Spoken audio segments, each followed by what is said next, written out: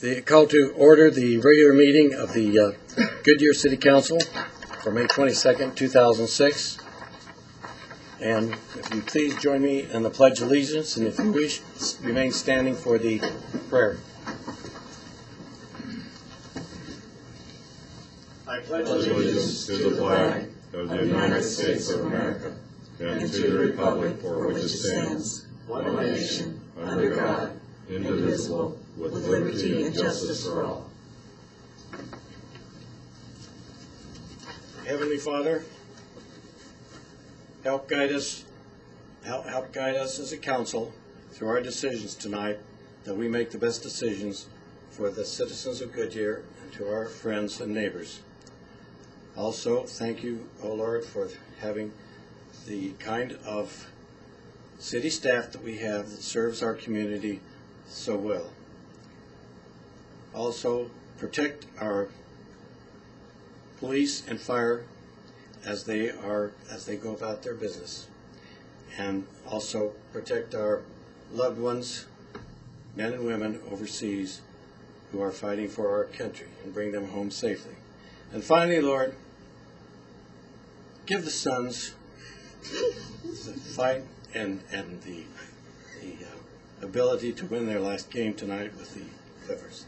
And on all this, we pray and amen. Amen.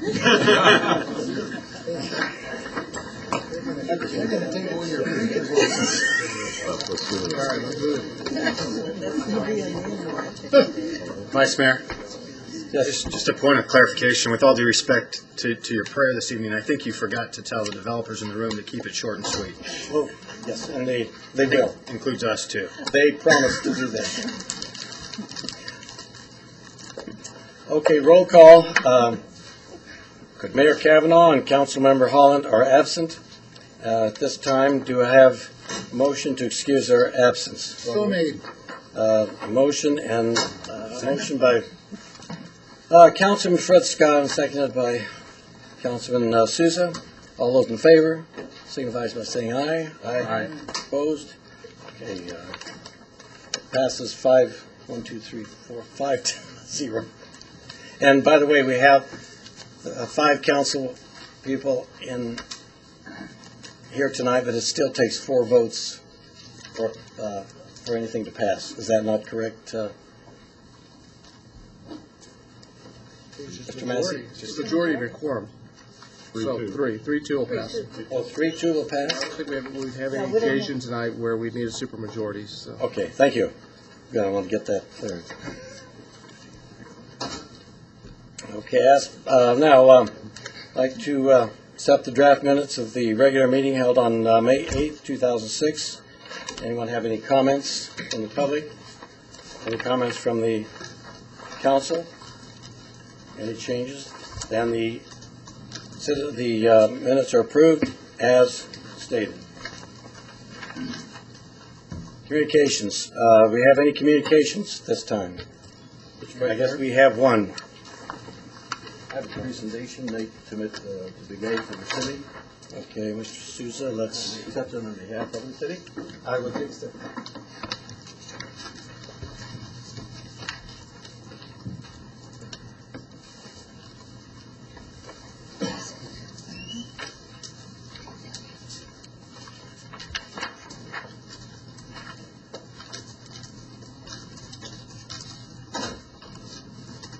Would you go to the microphone, please?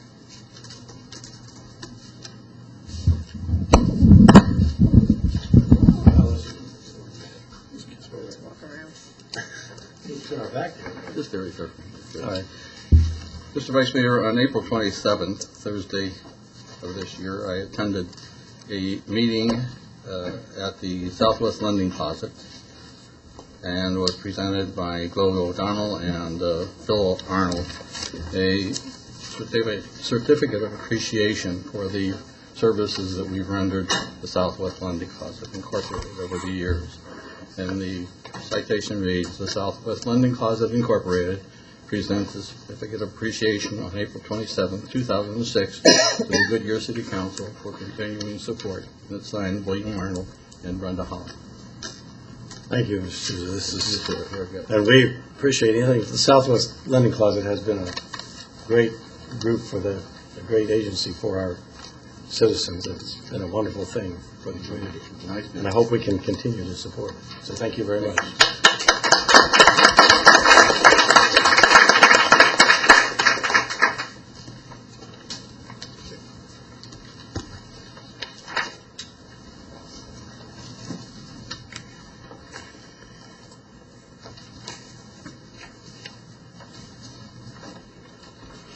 Okay, let's get on with the show. Are there any council members report on current events at this time? Yes, Councilman. Last week, Councilmember Brenda Holland and I visited the new fire station, 184. When is the dedication on that fire station? Mr. Vice Mayor, Councilmember Scott, we're looking at fall. We run a couple of these events in the heat of the summer, and they're not very well attended. So as the summer concludes and we have all the finishing touches on the fire station, we'll be sending out information on when that's going. Well, it's a job well done. I think it's very similar to the Estrella Mountain Fire Station, is it not? The It is design? very similar with some programmatic changes. However, it is, I will say that the construction project went very well with Public Works participation, project management, as well as we used a new form of construction, which is construction manager at risk method with Yeah. low bid, and that had yielded phenomenal results in my perspective. So we're very happy with it. Actually, it was their first half of the second day of operation, and they already had 3 calls. They're busy. Yeah, good. Thank you. Any other councilman? I have one report. Councilmember Lord and I attended the certification ceremony for the Desert Sky High School certification for the lead certification for construction. It was a green to gold, only in this case it was a green to silver presentation, and the fact that the building was built as green as possible, and that is they used as much recycled material as they could. The building is built with the using in the end it will use 29% less energy than any other high school building. They will use 1 million gallons of water less than any other high school in the district. This is something I think we all need to be looking at this kind of construction and how this is done. But it's a remarkable building. It's a safer place for the teachers and for the students. So we were both there at the presentation, and it was quite an experience for me. Anything else? Okay, at this time, I ask the manager, is there anything that you have? Mr. Mayor, members of the council, only one item, and that is that due to the hard work that you have put in so far on the budget, the next budget session will not be next Monday. It will be on June 12th when we do the capital improvement plan. If there's any specific items that you still would like to suggest, please get those items to Larry Lang, the finance director, or myself.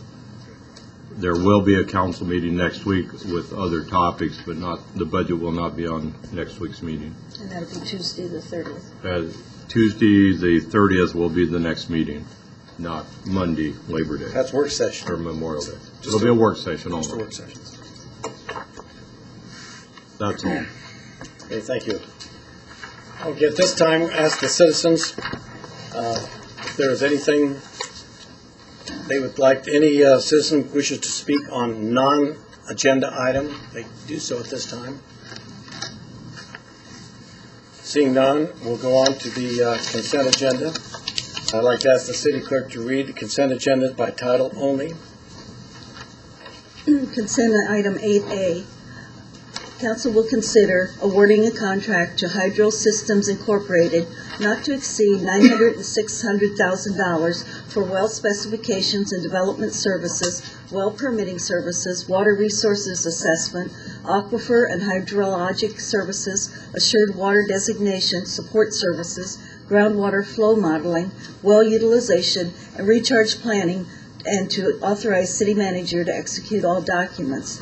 The second part of that is the council will consider awarding a contract to Replenishment Services LLC not to exceed $70,000 for an application for a modification of designation for assured water supply and regulatory support services associated with the Arizona Department of Water Resources, water resource issues, and to authorize city manager to execute all documents.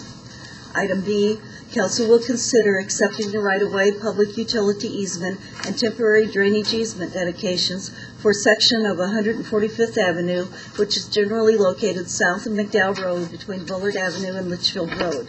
Item C, council will consider approving the final plat for Bella Rosa at Canyon Trails, subdividing 17.5 acres into 94 single-family court home lots located 970 feet west of the northwest corner of Van Buren Street and Estrella Parkway in Phase 1 of the Canyon Trails PAD district, subject to stipulations.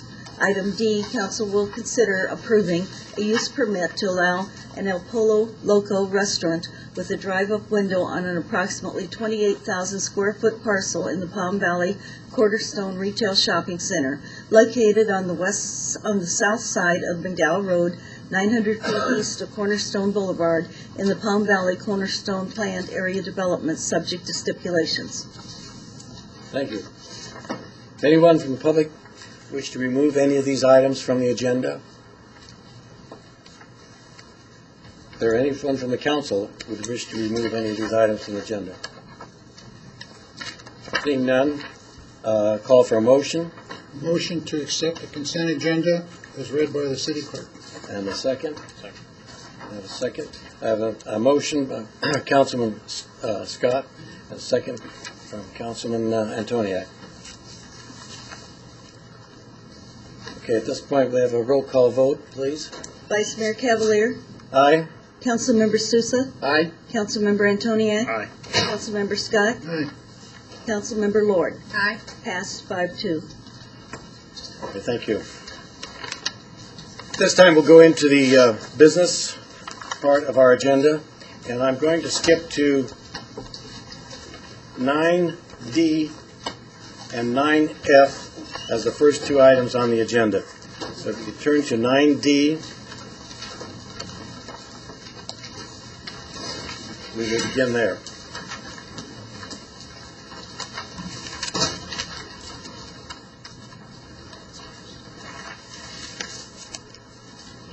This item is to consider adopting ordinance 06-1006, rezoning of 1.64 acres southeast corner of Pebble Creek Parkway and Virginia Avenue. Rick Williams will present staff presentation. Thank you, sir. Mr. Vice Mayor, members of the council, before you tonight is a 1.64 acre parcel located at the southeast corner of Virginia and Pebble Creek. The parcel in question is here in red, ladies and gentlemen. I would just point out that this is the Roosevelt Irrigation District Canal that's running north-south here. Virginia Avenue running east to west, and Pebble Creek running north to south there. Currently, the site falls under the Planned Regional Center PAD. Y'all may recognize this. I believe you saw it in 2001 and rezoned it with that PRC PAD with ordinance number 01761 and gave it a mixed-use commercial designation as well. And I would just like to indicate at this point, again, to the north is a continuing portion of that PRC PAD, as well as to the east and the southeast. This would be part of the Pebble Creek PAD to the northwest. and the Palm Valley Phase 8 planned area development directly to the west. As you can see, there are, I would just like to indicate, these parcels down here to the immediate south have either been rezoned C2 or in the process of being rezoned C2 at this point. It is the applicant's desire to change the zoning on this in requesting C2 to be in conformance with the properties to the south of them. Currently under staff review, the applicant has submitted a site plan for a Wells Fargo bank, and I would just give you a little orientation to the site as well. Again, Pebble Creek running north and south, Virginia Avenue running east and west. This would be the RID, the Roosevelt Irrigation District Canal. This would be the drive-through lanes located adjacent to the Roosevelt Irrigation District, with entrances on Virginia Avenue and another entrance into the site there off of Pebble Creek Parkway. I would also point out that there is a public transportation bus stop that is located generally in this area as well. The applicant has submitted conceptual elevations with this as well.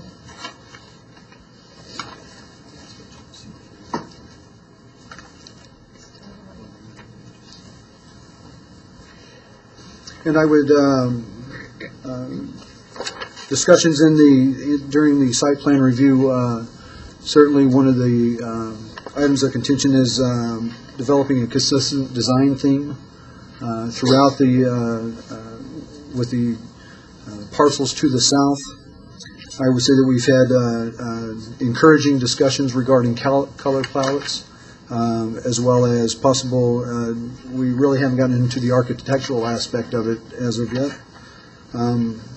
I would also say that the applicant has been very willing to work with the parcel owners to the south as far as joining in on a joint comprehensive site plan and working together to come up with a consistent site plan as well.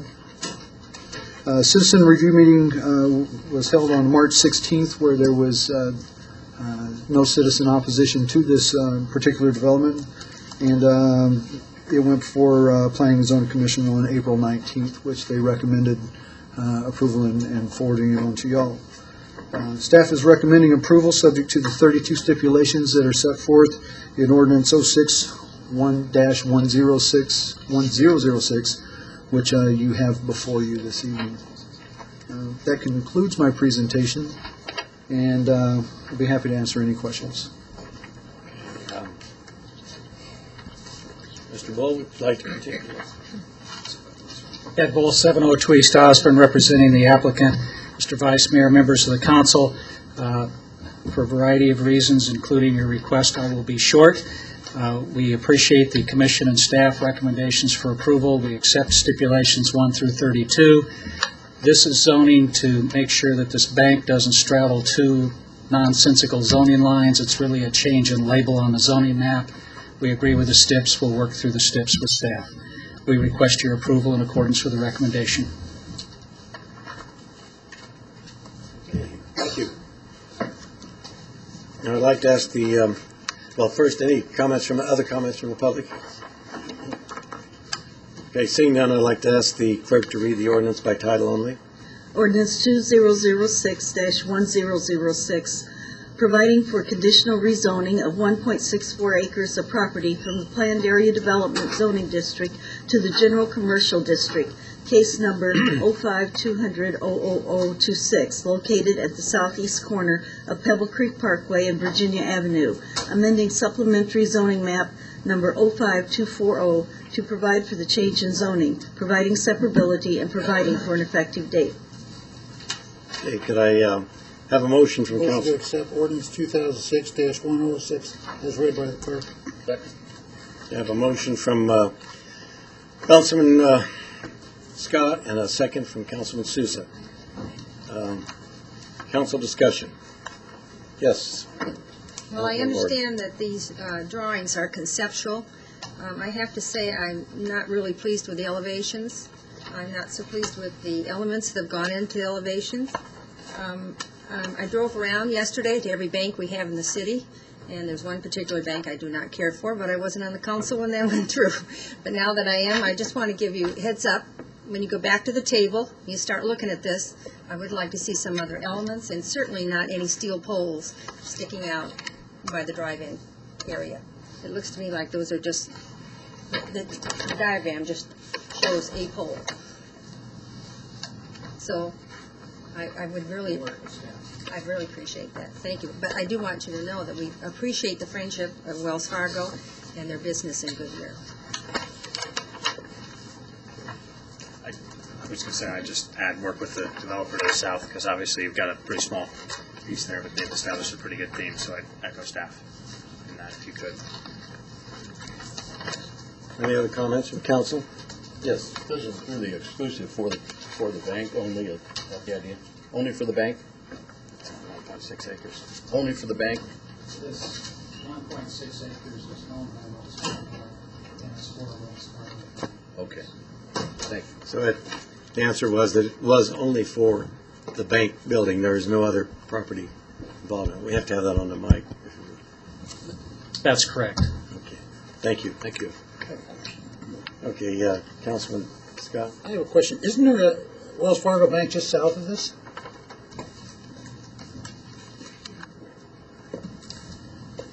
About a mile south on the south side of the freeway. Totally different elevation there. Yes. The elevation to the south of the freeway incorporates a variety of architectural forms and materials and colors that are consistent with the architecture in the Walmart Center. And I think what we're being asked to do by staff and stipulation 32 here is to work with staff and our neighbors in this triangle to the south to find some elements of architectural compatibility. Okay, thank you. One more, Mr. if you will. It indicates on there, or at least I counted the parking spots. Appears there's only 25 to 28 parking spaces in that. Vice Mayor,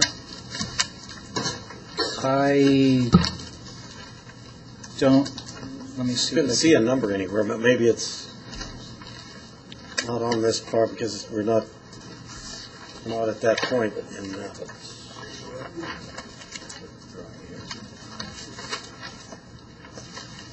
I believe there's about 50.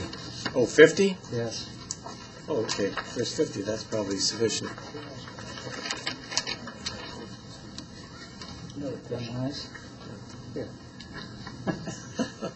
We have one more question. This will come back to us again for the elevation approval?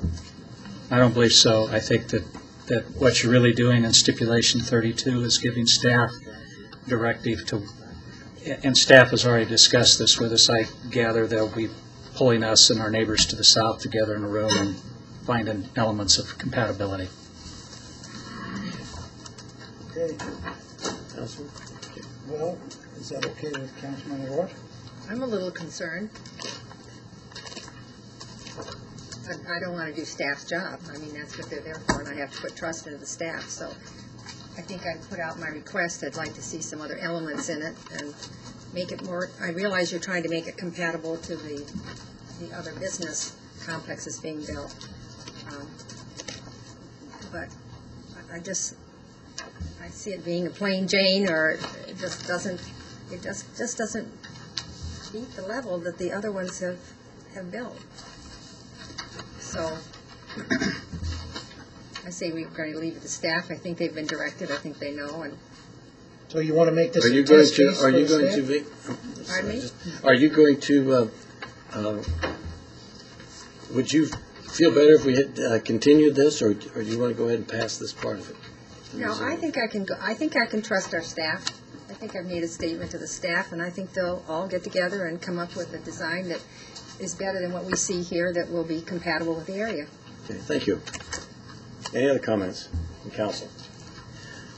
Okay, at this point, we'd like to call for a vote. Councilmember Sousa, Aye.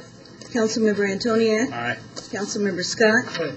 Councilmember Lord, Aye. Vice Mayor, or Mayor Cavalier, Aye. passed 5-0. Okay. Now let's go to item F.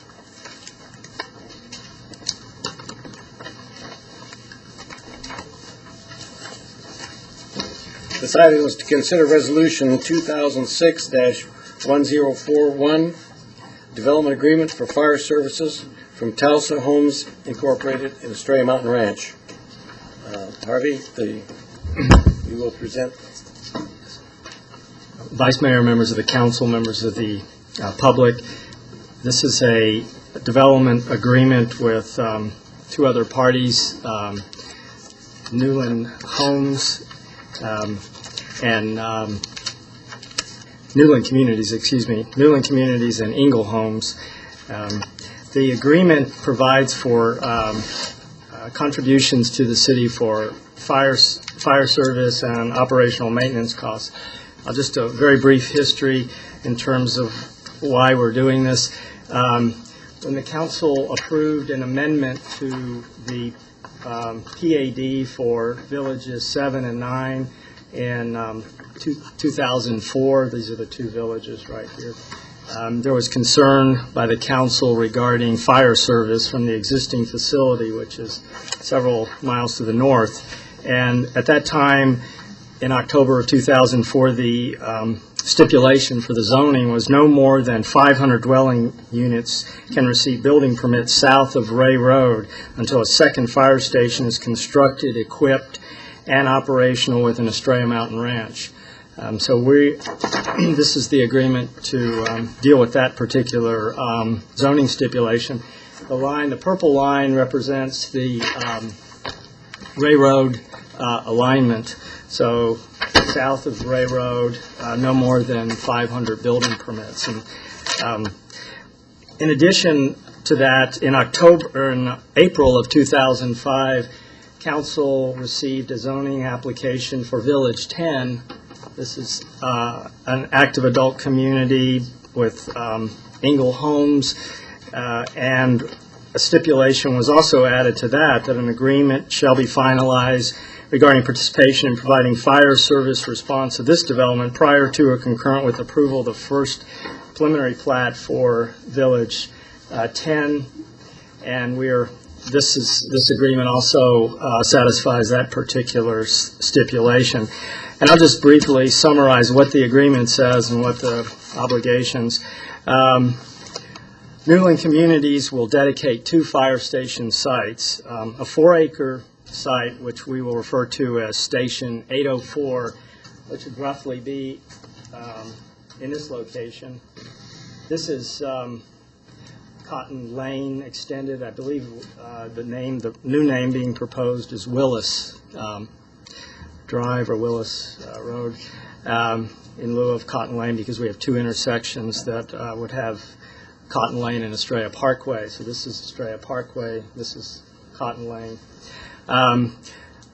804 would be in this location in Village 9 across the street from Village 10, and then a second station would be a second station site would be 801, which would be closer in this area, either Villages 7 or 8. It hasn't been quite determined where the exact location would be, and that would be a 3-acre site. So the 4-acre site would be a public safety facility for police and fire.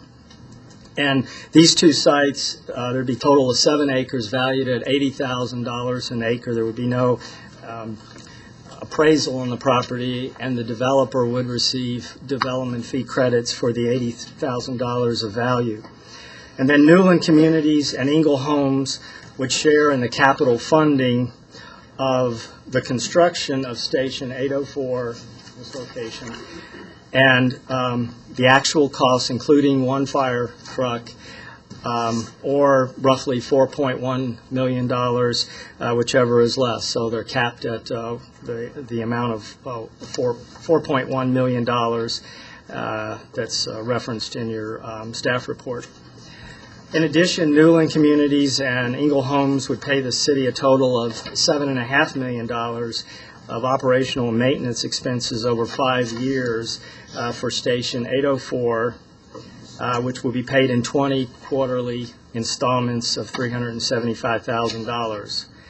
And the O&M funding would begin at the first quarter when the building permit is issued for Station 804. So it's the city's intention to build this station before this station.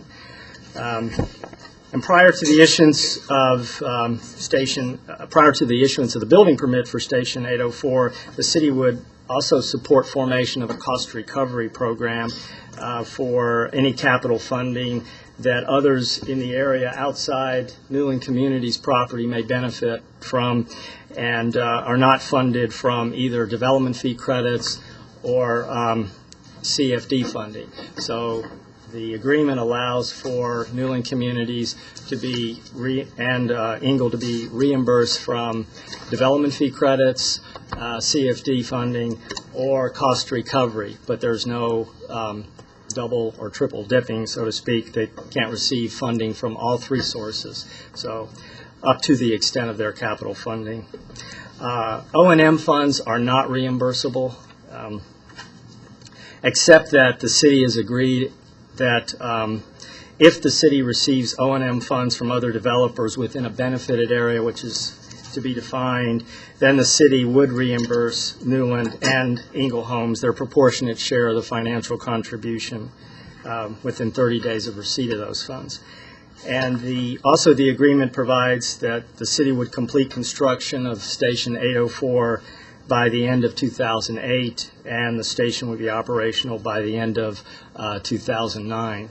However, if the city, for whatever reason, chooses not to complete the construction of the station, Newland Communities and Ingle Homes can continue building within Estrella Mountain Ranch.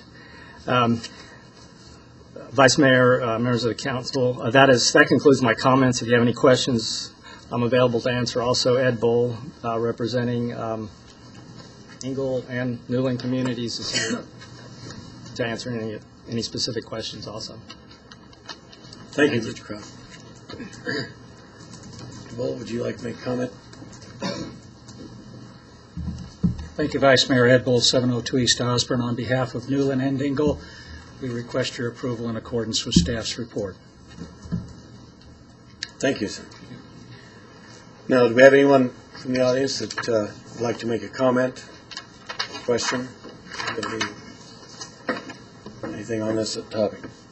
At this point, ask the clerk to read the resolution by title only, please. Resolution 2006-1041, approving a development and fire service agreement with Tusa Homes Incorporated, a Florida corporation, and NNP3 Estrella Mountain Ranch, LLC, a Delaware limited liability company, to provide public safety facilities and services within villages 7, 8, and 9, and 10 in Estrella Mountain Ranch, located within the city of Goodyear, and providing for an effective date. Okay, call for a motion. Motion to accept Resolution 2006-1041 is read by the clerk. I have a motion from Councilman Scott, and do I have a second? Second. And I have a second from Councilwoman Lord. Council discussion. Yes, Councilman. Just a question of the chief. Chief, how are we jumping from the 100 series to 801, 804, and numbering these stations? Going to put 700 more between those numbers? I know that's what you're thinking, Doctor. Vice Mayor and Councilman Scott. That's what he's hoping for. Those are just analysis nodes that we assign as we evaluate station sites, and so it's a reference to the site, not the station. Okay, thank you. Any other questions, Council? Yes, Councilman Souza. Thank you, Mr. Vice Mayor. I appreciate the financial contributions that the developers are making toward this project. I still feel that as it relates to the Village 10 province, the province area, the Village 10, the adult community, that it would have been very, very nice for the developers to voluntarily offer to put in this area the fire sprinkler systems. But be that as it may, I congratulate you for what you're doing financially, and let's get it done and get protection for this area as soon as possible. Thank you, Mr. Vice Mayor. Thank you. Do you have any other comments from council? This time I'd like to call for a vote. Councilmember Antoniak? Aye. Councilmember Scott? Councilmember Lord? Aye. Mayor Cavalier? Aye. Councilmember Sousa? Aye. Pass 5-0.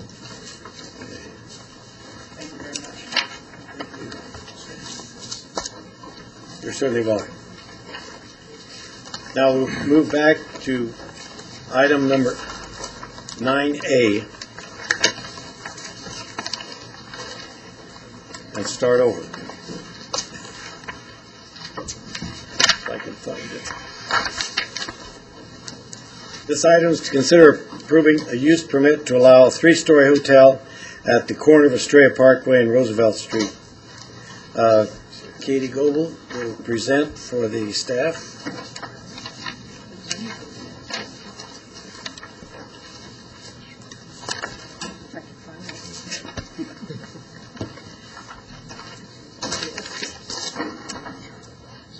Vice Mayor Cavalier, members of the council, members of the public. Comfort Suites Hotel proposes to locate in the Parkway Village Commercial Center, which is located on the southwest corner of Estrella Parkway and Roosevelt Street.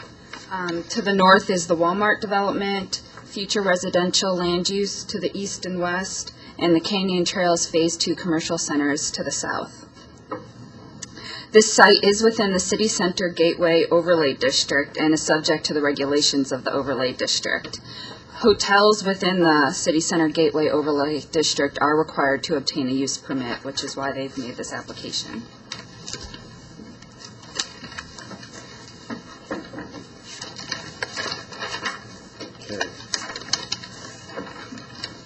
Okay.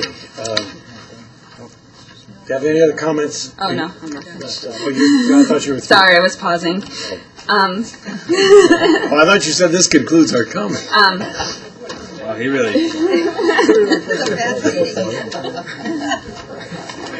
Sorry.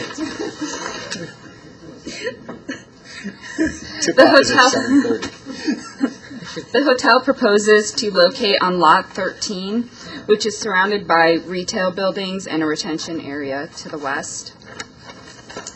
A site plan and elevations were submitted with the use permit application. This is proposed to be a 3-story hotel, which is 48 feet tall, and will provide 84 guest rooms and 2,250 square feet of meeting space to the community. In accordance with the zoning ordinance, they are providing 85 parking spaces and 3 RV parking spaces. They have also submitted elevations, which are in accordance with the Parkway Village Design Guidelines, which is this document right here. This is the style and color palette that all sites within the Parkway Village Commercial Center are using to design their buildings. You can see that.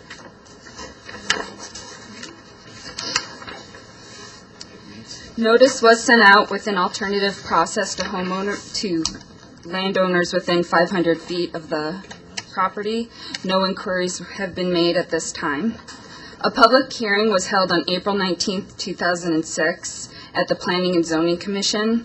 The commissioners did have some concerns with the quality of elevations, but as I have shown you, they do meet with the Parkway Village Design Guidelines. There is also concern with the number of stories or height of the hotel. Right now, it is a 3-story hotel, 48 foot tall. It was suggested that the hotel possibly be made 4 stories with possibly as many as 112 rooms rather than the 84 rooms that are proposed. Staff is somewhat concerned with adding so many hotel rooms because we could be approaching a parking problem if more hotel rooms were added. These 3 retail sites to the north are all maxed out on parking. This retail shops have 4 additional spaces. and the office buildings would possibly have additional spaces in the evenings. However, there's a retention basin between the office and the hotel, and there will be a retention wall and guardrail along the east and west side, so it would be difficult for people to park their cars on one side and then get to the hotel. The motion failed to carry with a vote of 2 to 5. Staff had originally recommended approval to the Planning and Zoning Commission, though, and we still recommend approval of the use permit for the hotel. That concludes my presentation, and myself and the applicant are available for questions. Thank you. Comments from the public? Jones, would you like to comment? Mr. Vice Mayor, members of the council, you have challenged us to be brief this evening. I will try to be brief this evening, particularly because I'm a firm believer in the power of prayer, and I'm hoping that the power of prayer will be tested tonight and my faith will be strengthened, Mr. Vice Mayor. So I will get into my presentation if I can have the slides. Great.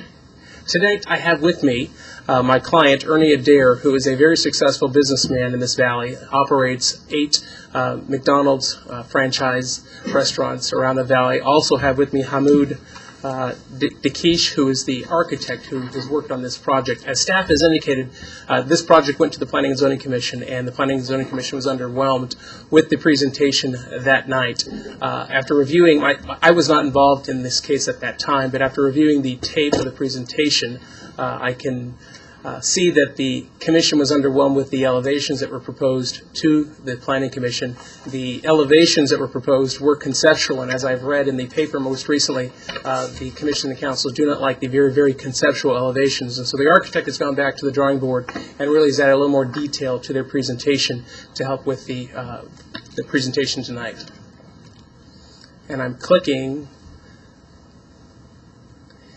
As staff has indicated, the site is just to the south of the Walmart Center on Roosevelt and Estrella Parkway.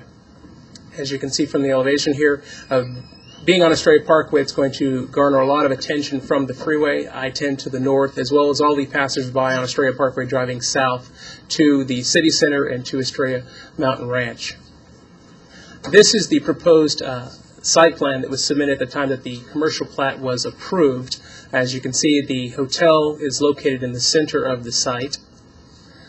Also, at the time that the application was submitted, this was the conceptual landscape plan that was processed through the Planning Commission as well as the City Council. And a number of the sites have come to the Planning Commission as well as the City Council recently. So this is not the exact layout of the buildings that were proposed, but this was the conceptual landscape plan at the time the application was approved back last summer. As staff has indicated, this is the character and building themes that were approved. These are the design guidelines. The architect has remained consistent with the design guidelines for the center, which is a village. All the architecture indicates, as well as the name of Parkway Village. So you see themes that indicate lots of little buildings. So this is the proposed architecture for the site. As you can see, it broke up the roof line, broke up the architecture across the front to give it some detail. It is a 3-story proposed development that my client has done quite a bit of research on in preparing for this site. This project has been in the works for over a year and a half, and when he purchased the site, did his due diligence, did his market studies. You have to impress the bank that the project will work in the city in order to get the loans, obviously, to finance it. Within the Choice Hotel International Hotel brand developments, there are different levels of hotels that can be built. Choice Hotels has some more budget extended stay types hotels that are your suburban and mainstay suites. They also have your value and affordable hotel options, which are your Comfort Inn and Suites, the Econo Lodge, Quality Inns, Sleep Inns, and Roadway Inns. These are all owned by, again, Choice Hotel International. What's being proposed here in Goodyear is more of a business and leisure hotel option, which is one of more of their upscale developments, which is a Comfort Suites. It's an all-suites hotel that includes 84 units, that's a typo actually. 64 of the suites are standard size. There are 18 parlor suites within the development, as well as 4 presidential suites. The development has, the hotel has 2,200 square feet of conference and meeting room space that is actually larger than we know in the city of Goodyear at the Wingate Hotel. Wingate has about 970 square feet of meeting room space within their hotel. This project will have 2,200 square feet, and the room can be broken up and divided into different size gathering spaces for a variety of meetings. The developer looked into the quality of the architecture within the area when they were purchasing this property, talked to the developer, and they were strongly encouraged to look at the Hampton Inn and other projects within the city in order to get the approval of council, get the approval of commission, and working with staff. Obviously, there'll be a lot more detail as they go through the site planning process and the architecture actually approved by the city staff. Part of the analysis that was done for the site, obviously, is looking at demand in the area, in the good city of Goodyear. The project is very supported by the feasibility study that a project of this size will work in the city of Goodyear. There are some other hotels in the general vicinity that would compete with this project, but this is the first hotel that's going to be on Estrella Parkway on that side. Most of the hotels in the city are a few miles away on Litchfield Road and Dysart Road, so this is the first hotel that's moving to Estrella Parkway and moving to that side of the freeway. The hotel, the average daily rate of hotels in the general vicinity are about $100 a night. That is actually probably on the lower end. It's gone up a bit more recently, and this hotel will be right in line with the market rates. My client is very, very pleased to be in the city of Goodyear, feels that this project will be an asset to the city of Goodyear, has worked with staff, worked with the different staff people who have worked with him on this application, has worked with me on working out the architectural issues that presented an issue at the Planning Commission. We support staff's recommendation of approval for this case and apologize for the presentation before the Planning and Zoning Commission. There were some questions that were unanswered, some details with respect to the very conceptual nature of the elevations. We hope that we've resolved those this evening and made the case that this project is consistent with the design guidelines for the city, for the center, and consistent with what the city would expect. And would entertain any of your questions at this time. Thank you, Mr. Jones. At this time, do I have any other comments from the public? Okay, seeing none, I'll ask for a motion. Mr. Vice Mayor, I'd move that we approve a special use a use permit to allow the three-story hotel on a 2.4-acre parcel within Parkway Village Commercial Center, generally located on the southwest corner of Estrella Parkway and Roosevelt Street in the C2 district and City Center Gateway Overlay District. Second. Okay, I have a motion from Councilman Antoniak, second from Councilman Sousa. Okay, it's open for council discussion. Yes, Councilwoman. I think it's a good location for a hotel, and I'm somewhat displeased that the zoning turned it down. The height, I think, is the number of floors is ideal. I'd like to save the higher, taller hotels for the city center, and so I don't see visually, and I don't see room-wise why they were so concerned about that. I think we need a hotel in that area. It's right off of I-10. It's perfect. Again, I wasn't around when they did the design guidelines in that era, so I'm one of these people that likes some stone and some other elements worked into it. This the photo looks fairly good, so I support this. Thank you. Councilman Antoniak? Yeah, I support it too. I think the question of, height and density was answered during a few different phases some years ago, general plan being one of them, as well as, it maybe should have been answered even prior to going to planning and zoning, but we're discussing zoning, we're discussing use permits. I don't know that the height was really that big of a question. Obviously, these folks have done their research. They're going to market to the maximum ability. If they could fill 80% of 112 rooms, we would have been seeing 112 rooms. If they had parking spaces. And if they had more parking spaces, maybe we would have been seeing 112 rooms. But obviously, they've maximized the density and gone for what looks to me like some quality development. And it's moving south of the freeway, which is nice. Best of luck. Any other comments? Thank you, Mr. Vice Mayor. I don't normally go against the wishes of the P&Z Commission, but in this particular instance, I feel I must.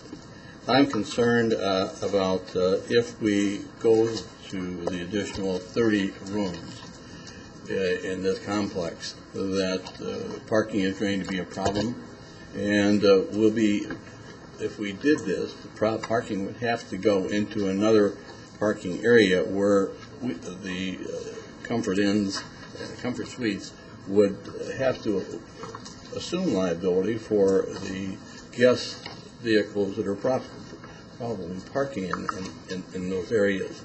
And I think it would be very difficult for them to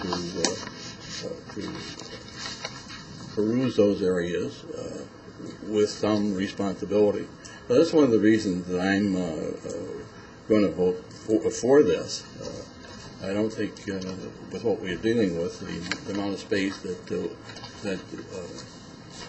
they're requesting, that it can be accommodated any other way. Thank you, Mr. Vice Mayor. Councilman. I have a question for the I guess for you, is this compatible? Is it compatible with Comfort Suites to build something larger than this, or all their hotels about this size? Mr. Vice Mayor, Councilmember Scott, the standard size is what's being presented to you today. If you go around the valley, most of them are 3-story developments. There are some that are 4, which is the exception, but 3 is kind of the standard development that's proposed. So they do build larger hotels if that's what they thought was best indicated here. They could build a larger hotel. If the market would support that, if the studies would have supported that at the time that the research was done, correct. Next question is, I'm a little confused as to why we have a questionable issue regarding parking. Either we have enough parking or we don't have enough parking. Where did that question come about, or how did that question come about? Vice Mayor Cavalier, Councilmember Scott, the question on if we added more rooms, if there'd be a parking problem, or currently? Right, and so we should have an answer to that.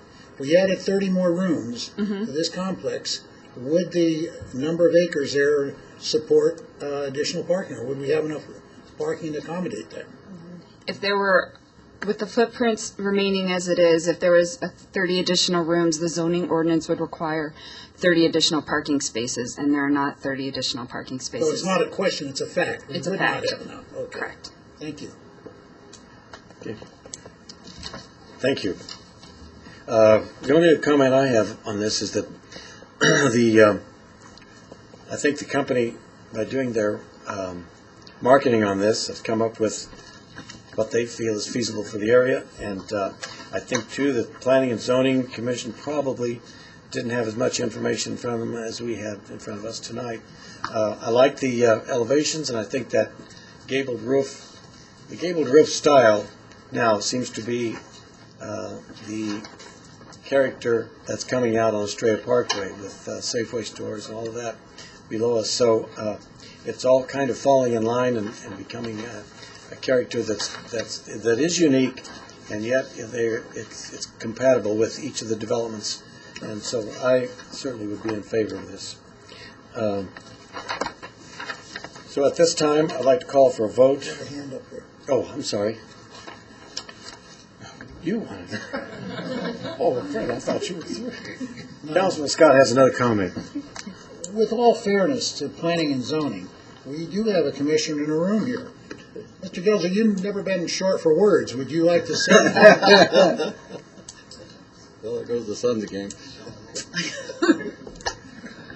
Can we censure Councilmember Scott for the rest of the evening? No, I'm just kidding.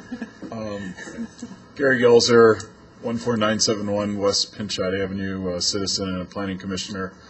I will eat humble pie a second time for 2 meetings in a row. Wow. And I will say, I don't have any problems with the way the presentation's been made. I still believe that the hotel could be a 4-story hotel, and I think that parking would be able to be found for it, but I will check to Councilwoman Lord and go for the 10 or 12-story luxury resort in the city center. Thank you. Thank you, Mr. Gelser. Let's see, at this point, we have a call for a vote.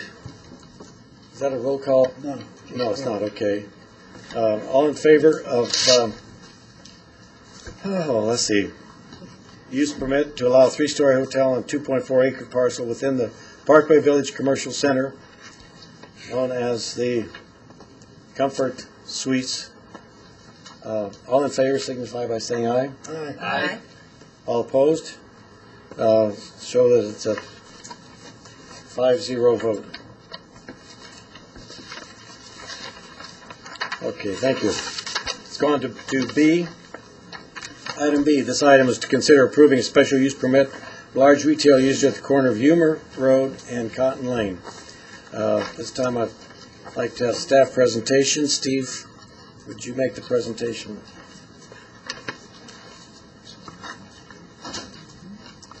Thank you, Mr. Vice Mayor, council members.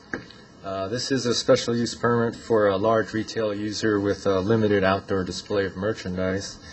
The zoning ordinance defines a large retail user as a single retail use with 100,000 square feet or more floor area. With this special use permit, the developer has anticipates that this large retail user will be a super target. However, formal agreements have not been finalized. As such, with approval of this special use permit, another retail use besides Target could occupy this site.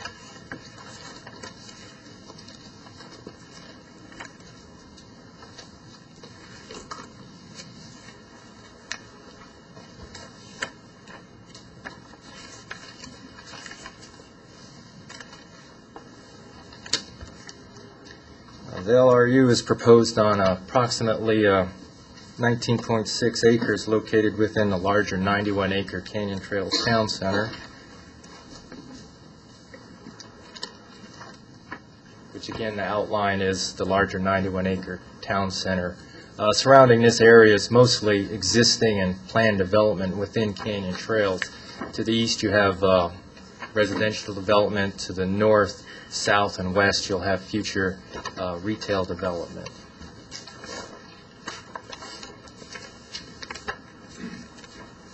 The large retail user itself is proposed at 187,000 square feet. That includes the garden center area. With this preliminary development plan provided with the large retail user, we have loading docks, trash compactors, that type of equipment located on the east side of the building, parking located primarily to the west. And with this special use permit, the user is anticipated to be open 24 hours a day, 7 days a week.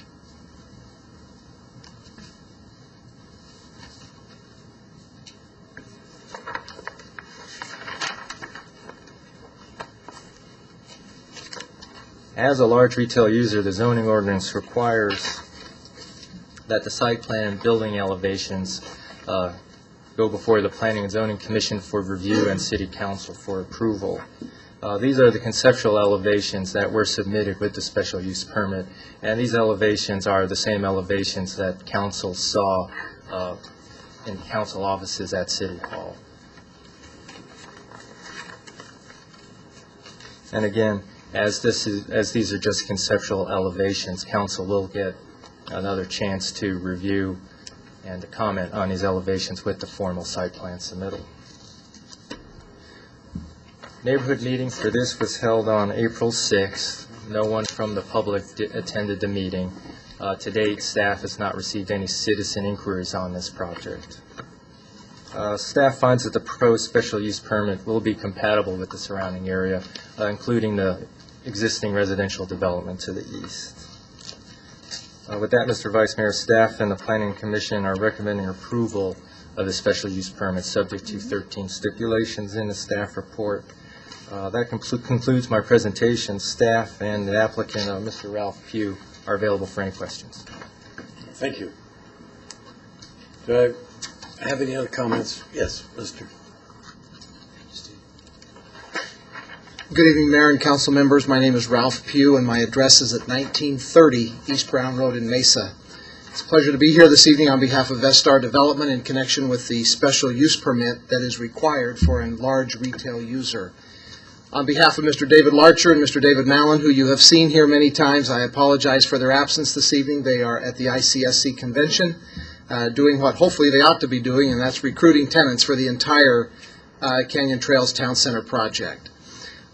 Mayor and Council, we concur, or Vice Mayor and Council, we concur with the recommendation from the Planning Commission for the approval of the special use permit for the large retail use.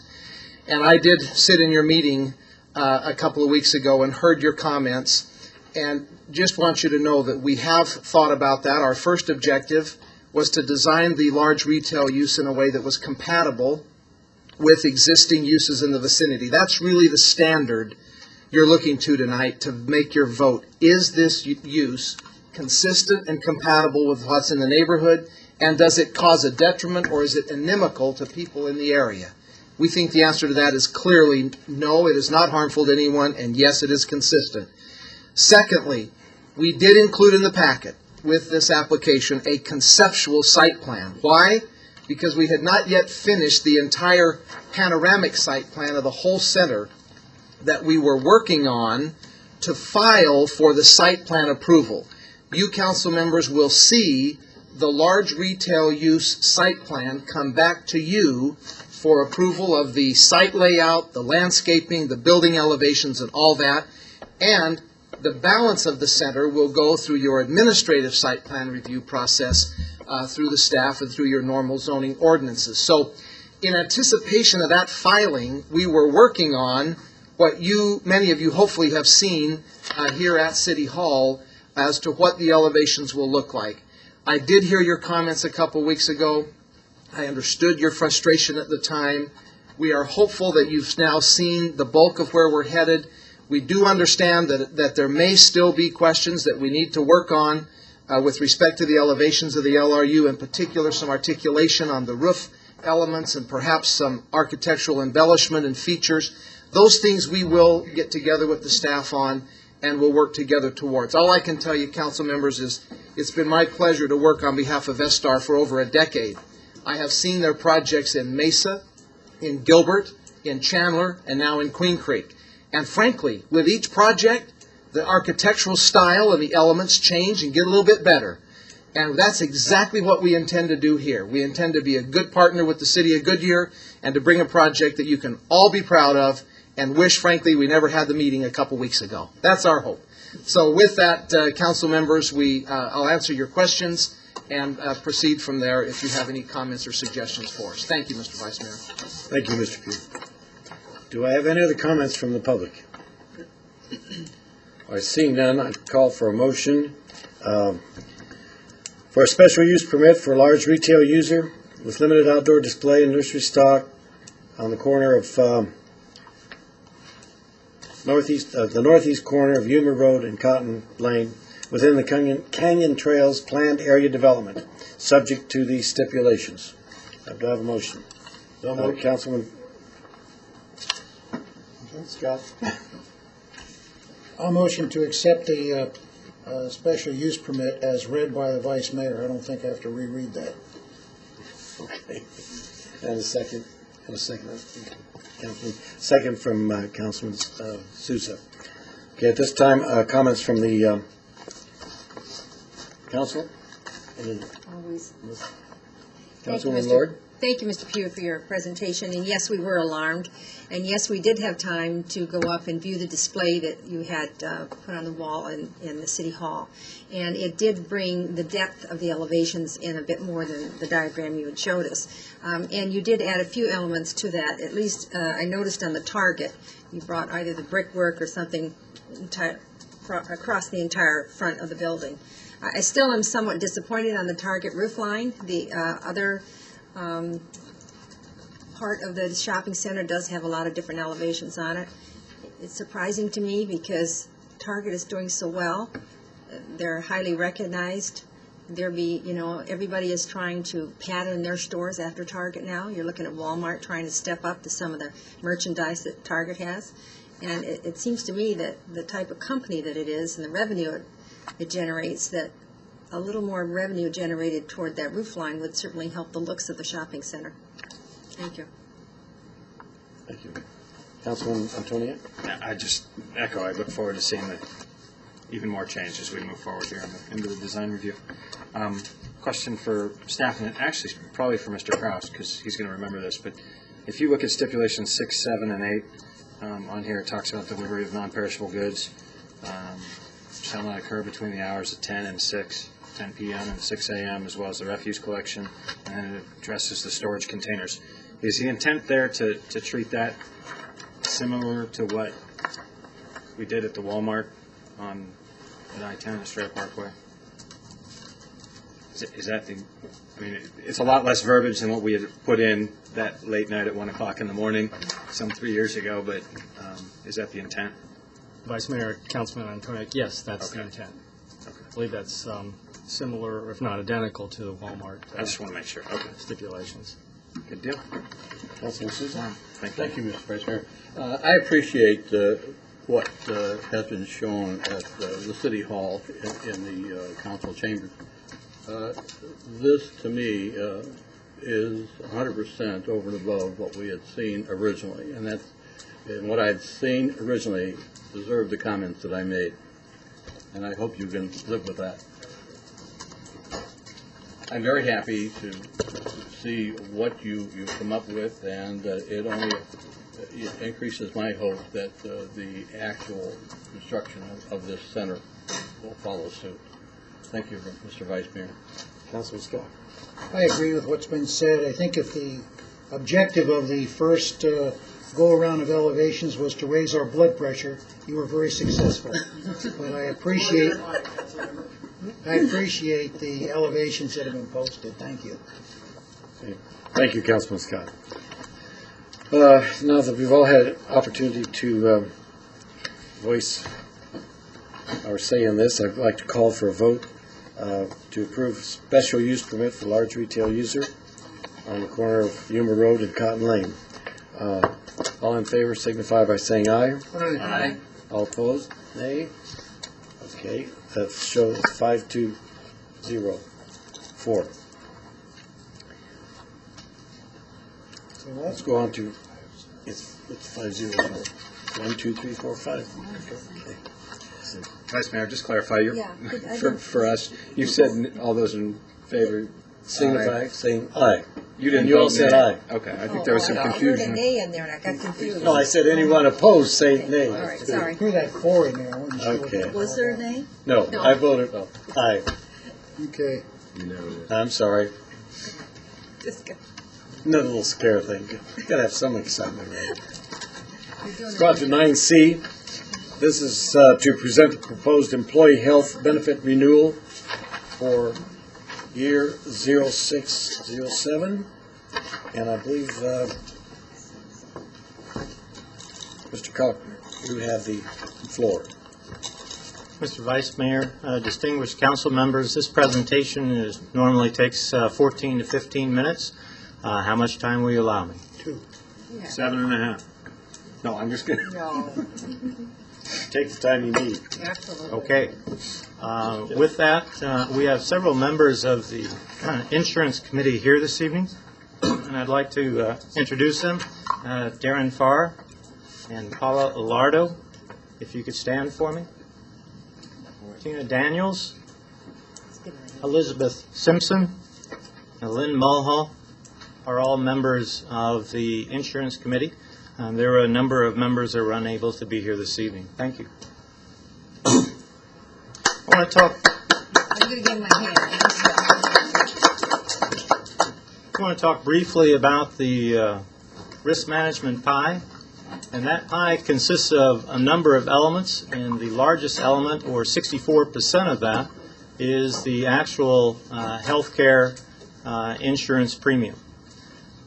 And that in and of itself sounds like $3 million is a little bit of money. But if we were to fast forward that out 6 years, we anticipate that premium to grow to just under $13 million in 2012-2013. Some of the elements that we're working with today to try to lower that number are certainly the pre-screening testing that we're doing, investing in that for both our employees and their spouse that's on the plan. Many times we have caught things early, such as a diabetes that an employee had, didn't know they had, high blood pressure employees have, didn't know they had. And with those elements, we're saving dollars later on in terms of plan utilization dollars. We also have the weight loss challenge. Most currently, we have 67 employees involved in that have lost a little over 400 pounds over the course of 10 weeks. That winds up tomorrow. The Walk for Life program, where our personnel wear pedometers that hopefully make them more aware of how much they walk, or rather how little they walk. And we are also looking at adding new programs, encouraging people to work out in fitness facilities, and then certainly valuing those relationships that we have with our vendors. We anticipate by doing this wellness initiative that over the course of the next 7 years we'll save approximately $4 million in premium. And that is a pretty realistic number. The more tools we put into our toolbox of wellness, the more we anticipate that to pay off over the long run. One of the things we looked at is how do we compare with our benchmark cities. And when we take a look at that in terms of prescription co-pays, 2-3 years ago, we saw that we were higher than the average pretty much across the board. And what we have seen over the course of the last 2 years specifically, and certainly this year, that now we are coming more in line with what our benchmark cities are doing. And to take a look at that in a single chart, we can see that the average, we're pretty much right on top of that, with the exception in the emergency room co-pays, where we actually have a little bit better benefit than the average. Over the course of the last 3 to 4 years, we've been working very hard to partner with our vendors, establishing relationships with the underwriters, establishing relationships with some of the upper level of management with our healthcare provider. It had been successful until this year we got to our renewal time and we reached a 25% increase was what was requested, and that was something that the insurance committee couldn't accept, and so we went out to market. Cigna was able to come back at 15.5%. But at that same time, United Healthcare came back right around 8%. Then we flew to Minneapolis, St. Paul. The broker flew there as well. We had sit-down meetings with the senior underwriter, the underwriter on our particular account, and some of the senior staff there with United to have a dialogue about where we would be 12 months from now at renewal if losses were where we think they're going to be 12 months out. And at that point, those meetings were very, very effective in that we ended up with a 7.2% renewal at that point. Also, there were a couple of little things that didn't quite match up, and they were able to meet that without any additional premium. So when we take a look at our history of trying to partner, prior to this renewal, we were the lowest in premium with our benchmark cities. And after this renewal process, we are next to the lowest, with actually Peoria being $9 less a month in total monthly premium. The employee pays 13% of this premium overall. On the full family premium, prior to the renewal, we were the lowest. After the renewal, we're the lowest. So that relationship building with our vendors, certainly we're competitive in the marketplace when we take a look at the plan design, but in addition to that, we pay the lowest in premium. What that change means, for the most part, the employees will see very, very little change. The co-pays have been kept the same across the board. One thing they're going to love is the fact that there's no longer that requirement to go to a primary care physician before you go to a specialist. If you need to go to the specialist, you can go direct, and you no longer have to take that extra step. In addition to that, outpatient procedures will no longer be $125, it'll be $35. So it'll actually be a better benefit for the employees. The good news is, by accepting certainly this presentation and passing that, we switch to United, the city will save in excess of $250,000. Some of those elements I've already discussed. The downside is that about 23% of our employees will have to change primary care physicians. The reason for that is in the Cigna staff model facility that's owned and run by Cigna, 17% of our employees had been in that plan, and 100% of those employees will actually have to change. When we take a look at that financial impact, those folks that are going to be impacted the most are going to be those that are in the staff model plan that are on either employee and spouse, employee and child, or full family coverage. Taking a look at dollar-wise what they pay on a monthly basis.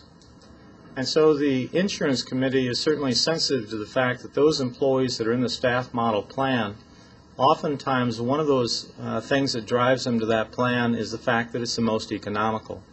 So for the first year, and to lessen that blow, it's the recommendation of the insurance committee that there be a one-time stipend, if you will, paid into their Flex savings account. Now what that allows them to do is to use those funds for qualified medical expenses, doctor co-pays, prescription co-pays. If at the end of that year they have not utilized those funds would revert back to the city. Total financial cost is $11,800 if all of the employees use 100% of those funds. Another tool in the toolbox we're always looking at trying to find a new way to save a little bit of money. This particular point, we have a lot of our employees sign up on our health care, and they do so because it's free to them. And that's quite an incentive to have free health care coverage. What we would propose is that we would take a little less than half of the premium on both the health care and the dental care and offer that to the employee, providing that they produce proof of coverage elsewhere. So we would not allow an employee to take that $150 without having coverage somewhere else. There are 10 employees currently that do not have the city health plan. Those folks have coverage elsewhere and simply haven't elected to be on the city's plan. We anticipate there will be a total of 30 that embrace this particular proposal, and the net savings to the city we anticipate is $30,000 annually, and we anticipate that that will grow on an annual basis. Every year we'll take a look at that. We'll see if the dollar still makes sense, that 150, or should it be more or less, and does the plan itself, are we still hitting the targets that we thought we would hit today? Certainly it's all part of the teamwork. The employees give input through the benefit survey that we do on an annual basis, from management, from council, the insurance committee, all working together as a team to give us competitive benefits that we have today at a price that's lower than anybody else is paying in our benchmark cities. And with that, I'll open to any questions that you may have. Thank you, Mr. Conner. Now, we have 3 items here that we'll have to vote on tonight. And, well, first I want to ask if there's any other comments from the public. All right, seeing none. We will vote on these 3 items separately, but we will discuss each one separately. So let's take the first one. The first recommendation is to consider approving a change in the health care providers from Cigna to United Healthcare. Are there any comments from the public on this one? Seeing none, I'll call for a motion. Motion to accept, council approve a change in healthcare providers from Cigna to United Healthcare. You have a second? Second. Who was that? Antonia? I have a motion from Councilman Scott and a second from Councilman Antoniak to change from Cigna to United Healthcare. Okay, council discussion. Just clarify, the second was from Sousa. was me raising my hand, not claiming. I'm sorry. No, that's okay. Councilman Souza made the second. Go ahead, Councilman Souza. Okay. Mr. Kokenar, again, I want to congratulate you and our broker for a exceptional job in what you've done here. The only concern I have has always been, the changing of carrier and replacing it with a new carrier, especially with the reduction of the increase that you were able to bring down for the benefit of the city and the employees. And, it sets up a concern for me that in the renewal year that we're going to get hit and hit hard. But then again, we've got to consider that in this year, we've saved something like $250,000. So that kind of takes the sting out of my concern in the long run. But I do hope, that we can overcome a substantial rate increase of 15 to 25% in a renewal year. But even at that, we'll still be like $250,000 ahead. Again, thank you very much for a job well done. Appreciate it. Thank you. Councilman Scott? I also want to echo that. This was a lot of work for you, and you came up with a really good deal. I just want you to assure the staff, that employees of the city, that their health care coverage will be just as good with United Healthcare as it was with Cigna. And as you already pointed out, those employees have used the staff model at Cigna, obviously, are going to have to find a physician. The rest of them, they're not. I mean, the same physicians are going to accept both these plans, private physicians in the community. So that should not be a problem at all. And once again, a job well done. Thank you. Any other comment? Yes, Councilman I Ward. just want to say a job well done, and the next time I need to buy a car, I'm picking you for the negotiation. Because you are a real jewel in your committee for coming forth with a program like this. Thank you. Thank you. Councilman Antoniak. Just a question regarding the 23% of the people that have to change physicians. What consideration or what dialogue occurs at your committee level regarding that change? I mean, is there experience within your committee of you all? Do one or two or do 23% of your committee have a vested interest in having to change as well? Is it you're saving $250,000, no doubt. It's a good thing, but when we're changing back and forth, there's also there's a capital, obviously a capital savings, but we want to make sure we're also paying attention to those needs that are of our employees. I mean, we may have some folks that, I don't know. Can you give me some insight or enlighten me regarding the dialogue?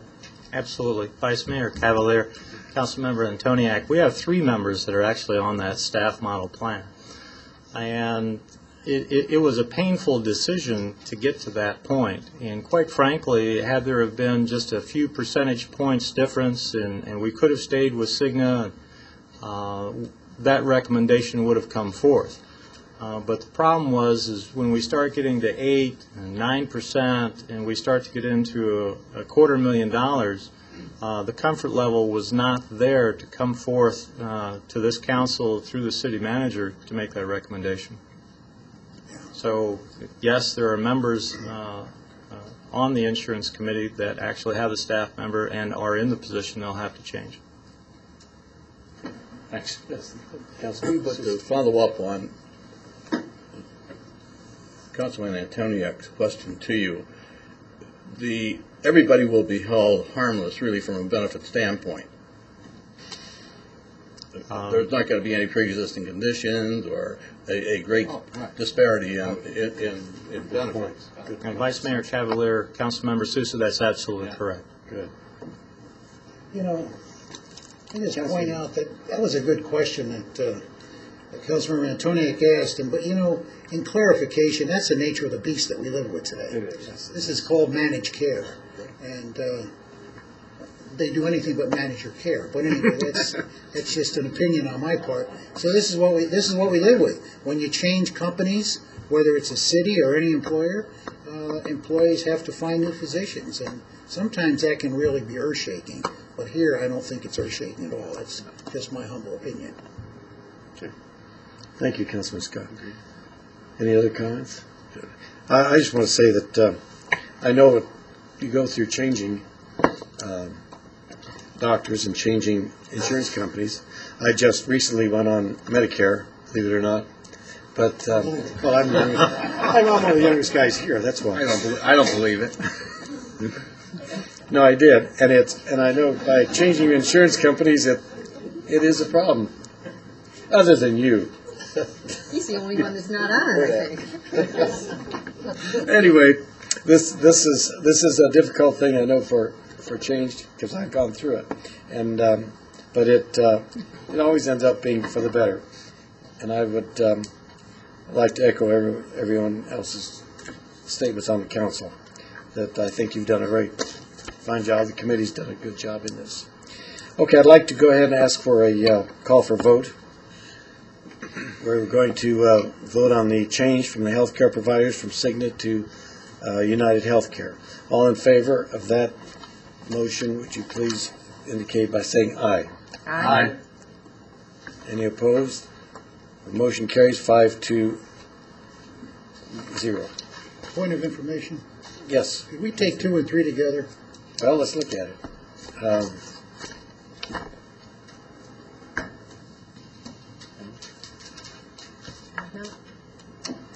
Clerk's nodding yes. We can? They could. Okay. City manager says we can, the clerk says we can. So I'll go ahead and announce both of these. The second recommendation is to consider approving an incentive program to employees who provide evidence of health and dental coverage elsewhere. And the third recommendation is to consider approving a one-year medical flex account supplement to those 36 employees who are financially impacted by shift in the percentage they pay out of pocket due to a plan design change when changing health care providers. And have any comments from the public, from any of the staff members? At this point, I'll ask for a motion on both approve the incentive program for employees who provide evidence of health and dental coverage elsewhere, and approve a one-year medical flex account supplement to 36 employees who are financially impacted by the shift in percentage they pay out of pocket due to plan change. I move we approve as read by the Vice Mayor. Second. I have a motion from Councilman Lord, a second from Councilman Scott. If you'd like to go ahead with, let's talk about the first one first, second recommendation, which is the incentive program. Well, either one, we can put them together. Councilman Sousa. Thank you, Mr. Vice Mayor. Mr. Kokenauer, item number 2, I'm concerned that if a significant amount of employees opt to withdraw from the program, how is that going to statistically affect the rate that you've negotiated with United Health? If there are 35 or 40 people, let's say, that are going to opt out because they have coverages to their spouses elsewhere, it certainly is going to, I think, impact on actuarial figures. Do you see that happening? Vice Mayor Cavalier, Councilmember Sousa, you're absolutely correct. However, with United, we can change that enrollment up to 10% in terms of the demographics. So up to 40 employees that opted into this plan, that would not be a problem for us. And as we add additional employees, certainly that would add the potential. For instance, if we were to add 10 employees, we could have one more employee that would opt into that plan without impacting the actual plan itself. Thank you. Thank you, Mr. Any other comments on either the second or the third item? Okay, what I'd like to do is then put the two together and call for a vote on item 2 and item 3 to approve the program for employees' evidence of health and dental coverage elsewhere, and the supplemental for the 36 employees who are financially impacted by the shift. All in favor signify by saying aye. Aye. Opposed? I show that it passes 5-0. Now we'll skip to E. 9E. This item is to consider adopting ordinance 2006-1005 describing definition and regulations for short-term loan establishments and allow short-term loan establishments. And at this time, staff presentation, Katie Coble will present. Thank you, Katie. Vice Mayor, members of the council, this is a text amendment to regulate non-chartered financial institutions within the city of Goodyear. This text amendment would add a definition to define non-chartered financial institutions.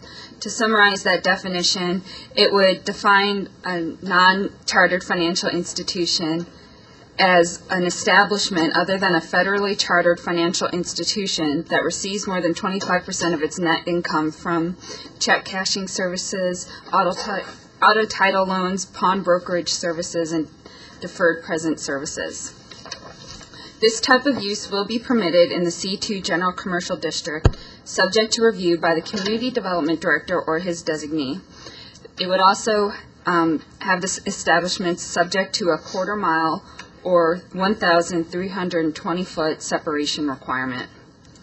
All the local governments in the Valley area were studied while we were creating this ordinance, and we found that 4 of the local governments do require similar separation requirements between non-chartered financial institutions.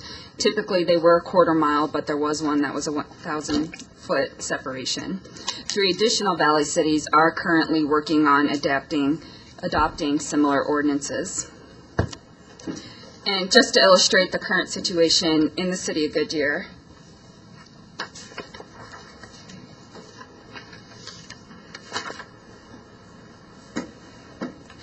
there are 438 acres of C2 general commercial land within the city of Goodyear, which is represented by the red. It's mostly in the middle portion of the city.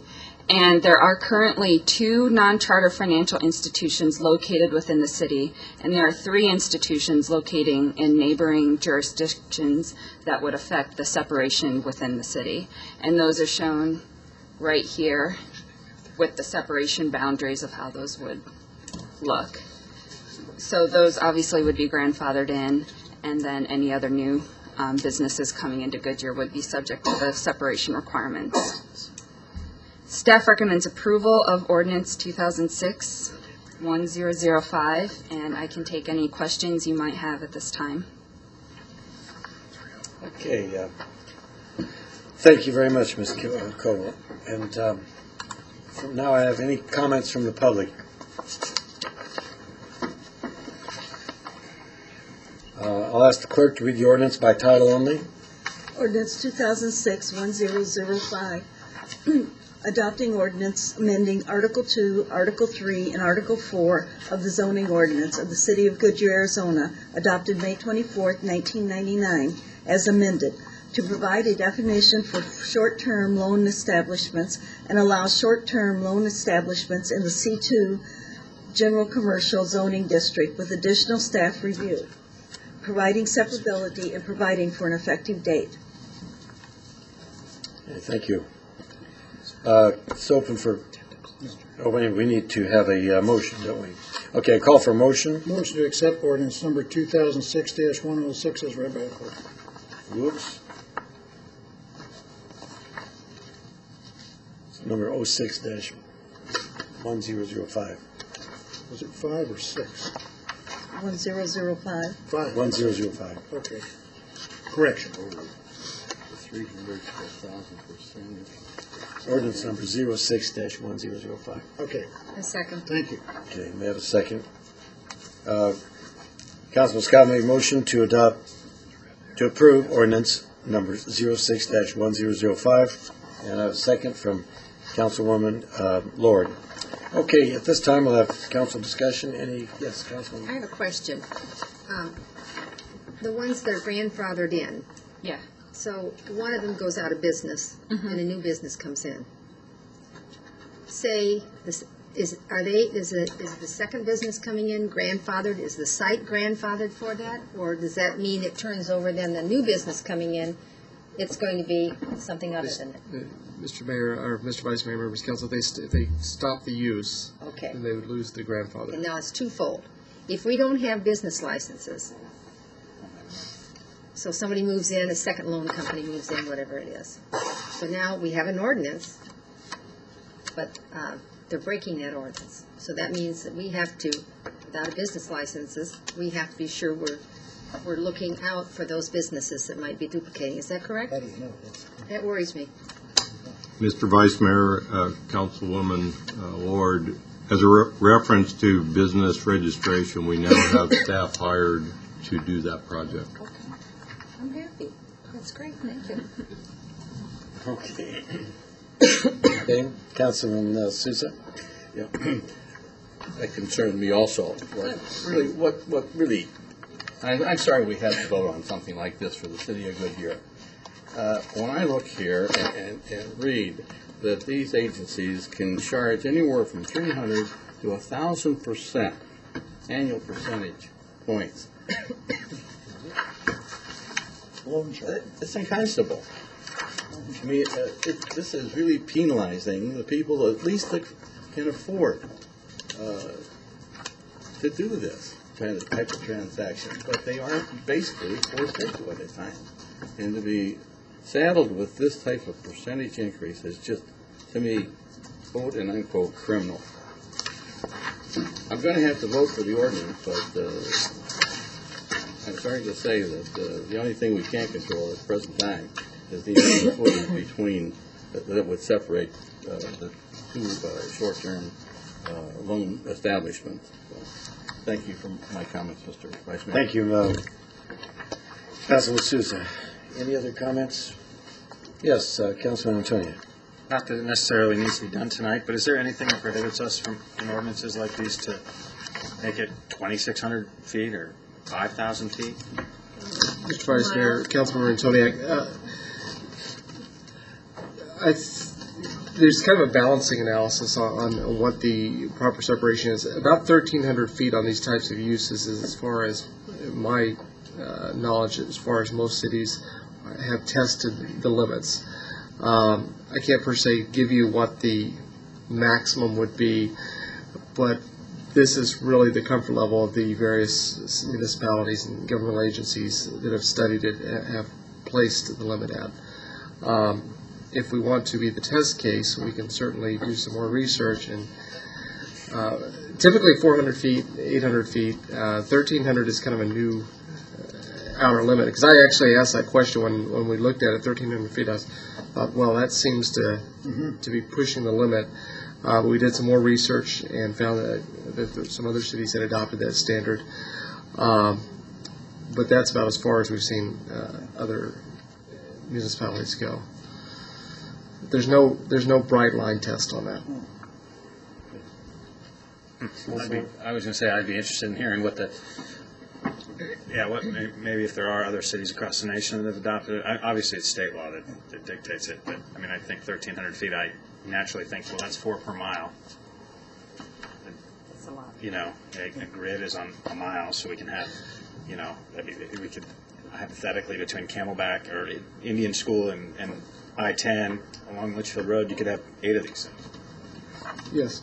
Well, I think one of the standards we looked at was the licensing and liquor establishments. In state statute, they obviously established a separation that's been generally accepted, and that's 400 feet, I believe. And so this is almost triple. They don't have that high interest rate, though, do they, when they buy a bottle of booze? So A little difference. I think the thing that's, and I guess tonight, I'm sure everybody's comfortable, we'll pass it with 1,300 feet, but I would be interested, and I don't know if my peers would be interested in hearing if we could extend it in the future. You know, I mean, we've heard from numerous people, the base included, that this is a very big concern of theirs, with E1s, E2s, E3s living below the poverty line, and they are going to frequent the roadways back and forth through our community.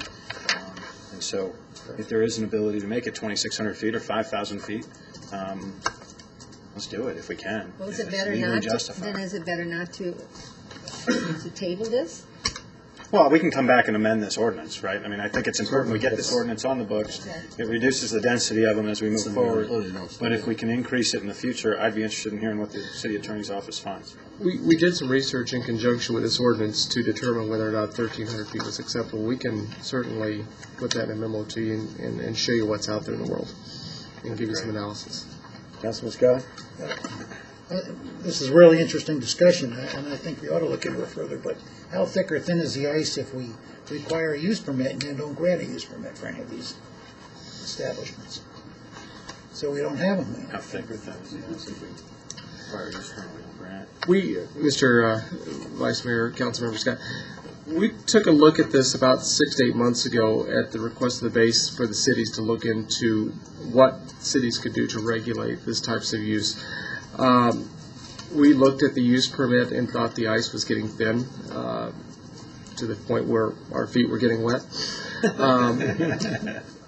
And consulted with some other municipalities on what the consensus was on what you could do as a municipality to regulate this through a land use perspective, as opposed to regulation of the financial institution through the state, which this is more in their domain than it really is in a land use perspective.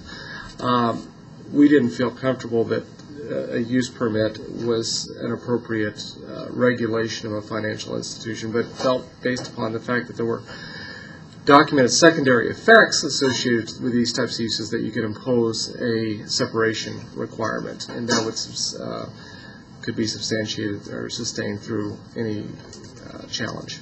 So that's why the focus was more on separation rather than the use permit. Thank you. Thank you. One question I have are the credit unions non-chartered financial? I believe they're chartered, but I can't swear to that. They are? I believe they are. But they're not insured the way the banks are. I don't know that. They don't carry No, they insurance. are. They're insured. No, FDIC, they're not. not sure. I don't think so. FDIC?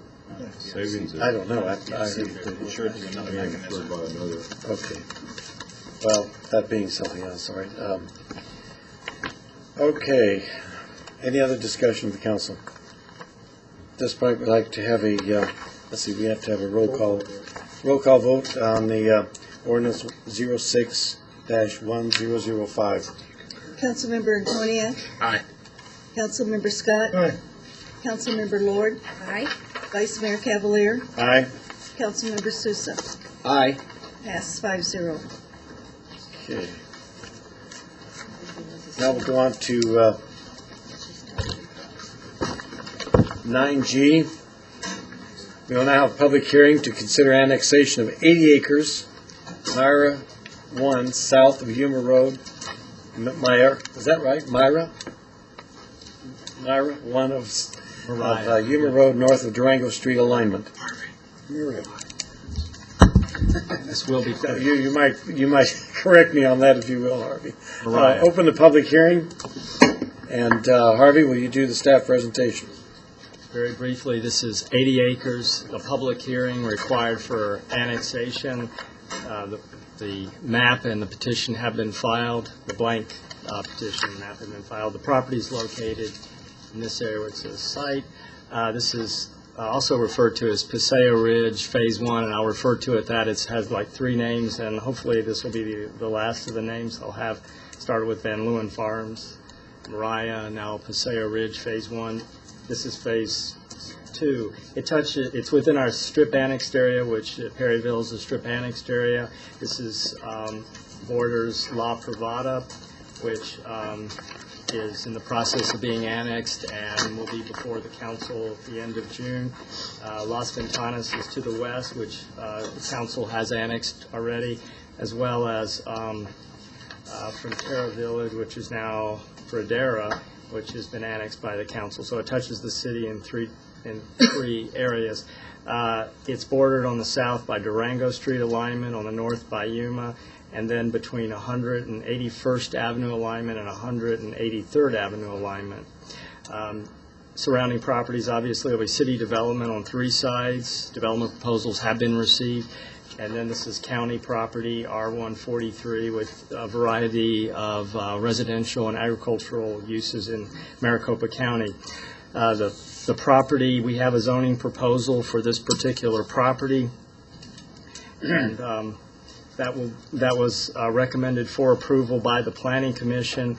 It indicated there were, the zoning proposal that came out of commission had a total of 214 dwelling units at roughly 2.7 dwelling units per acre, and council will be seeing that in the near future.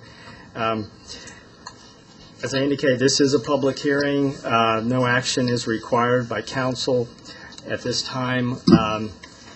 At the conclusion of the public hearing, after the public hearing, the property owner may submit the signed petition of annexation, and then after that, staff will schedule the annexation ordinance for consideration.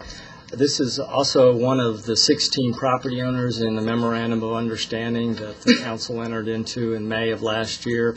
A development agreement is being worked on at this time with both properties, Phase 1 and Phase 2, and that will also be at the time that council considers the annexation ordinance. So that concludes my comments in less than 5 minutes. If you have any questions, I'm available to answer. Do you have any comments from the public? Any questions, any challenges? Okay, any comments from the council? Okay, at this point, since there are no comments, I will close the public hearing, and we will go on to 9H.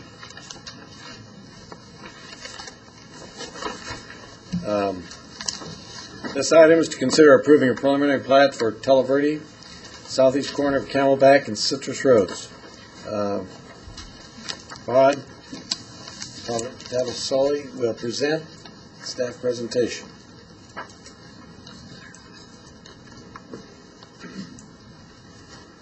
Thank you. Mayor, council members, you might recall this site was the subject of final PAD consideration before you exactly 2 weeks ago tonight. So I will be brief, but invariably some of the facts that I will mention are going to be repetitive. This is obviously the plat that is proposed before you. This is looking north. Direction of my pen. Camelback Road to the north. This is the 65 LDN line, and Citrus Road to the west. Again, the final PAD was approved by the council exactly 2 weeks ago tonight. This site involves about 254 acres. The 11 to 12 acres of the corner is not included with this plat being considered. 393 lots. Each of the lots would average about 110 by 140 in their dimensions. 20% of the site will be open space with 3 active open space areas, and the density would be at about a little over 1.5 units to the acre. Staff is recommending approval contingent on the 42 stipulations because it does comply with the graduated density concept, the general plan, as well as the final PAD that was approved a couple weeks ago. Thank you. Do we have any comments from the public?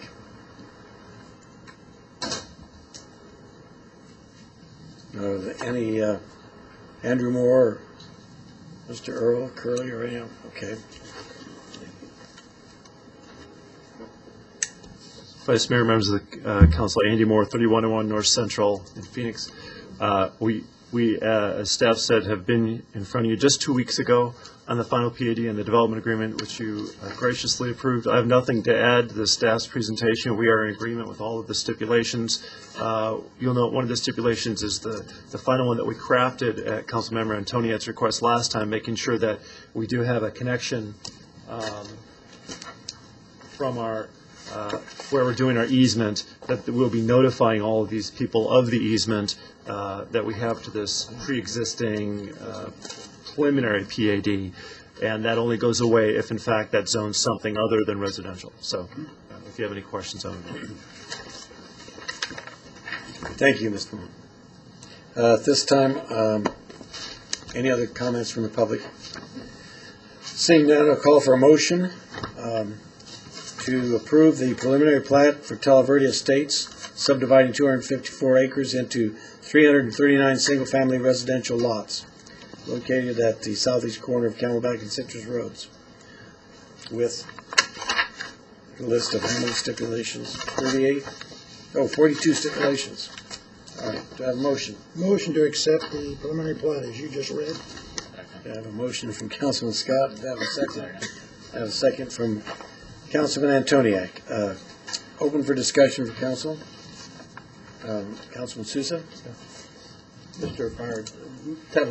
Tavisoli, in going through the stipulation, and in particular the ones that refer to the noise elements that surround the property, I don't see any mention of the Arizona Motorsports Park in this. Am I correct in that assumption? Vice Mayor, council members, you may be correct in saying that. However, I know for certain that that was included with the final PAD. The reason I bring this up is I'm being told it's STIP 39.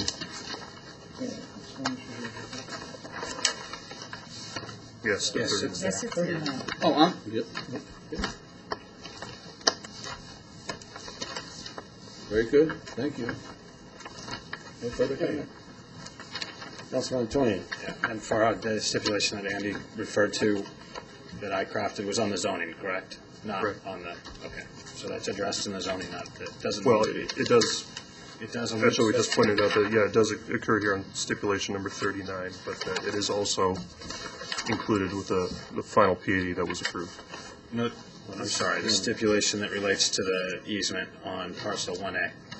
Oh, okay. Yeah, the avigation easement, that would be, No, on the 178th lane, the access easement to Oh, I the beg Able your property pardon. to the south. That's on the zoning. Yeah.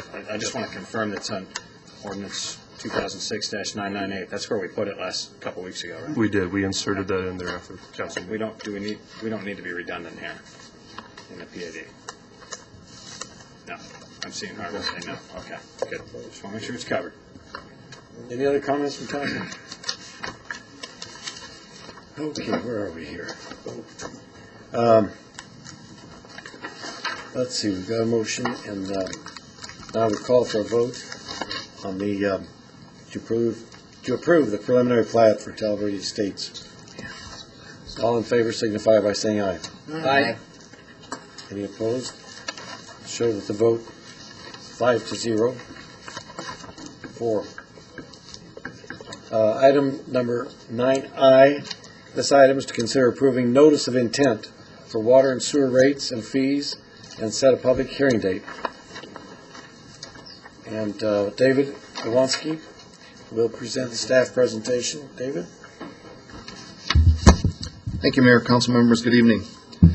Mayor and council staff is requesting approval of the notice of intent to implement fees which will respond directly to the city's policy of full cost recovery for water and sewer services provided, and to further implement the water and sewer rate increases that were approved in October of 2005.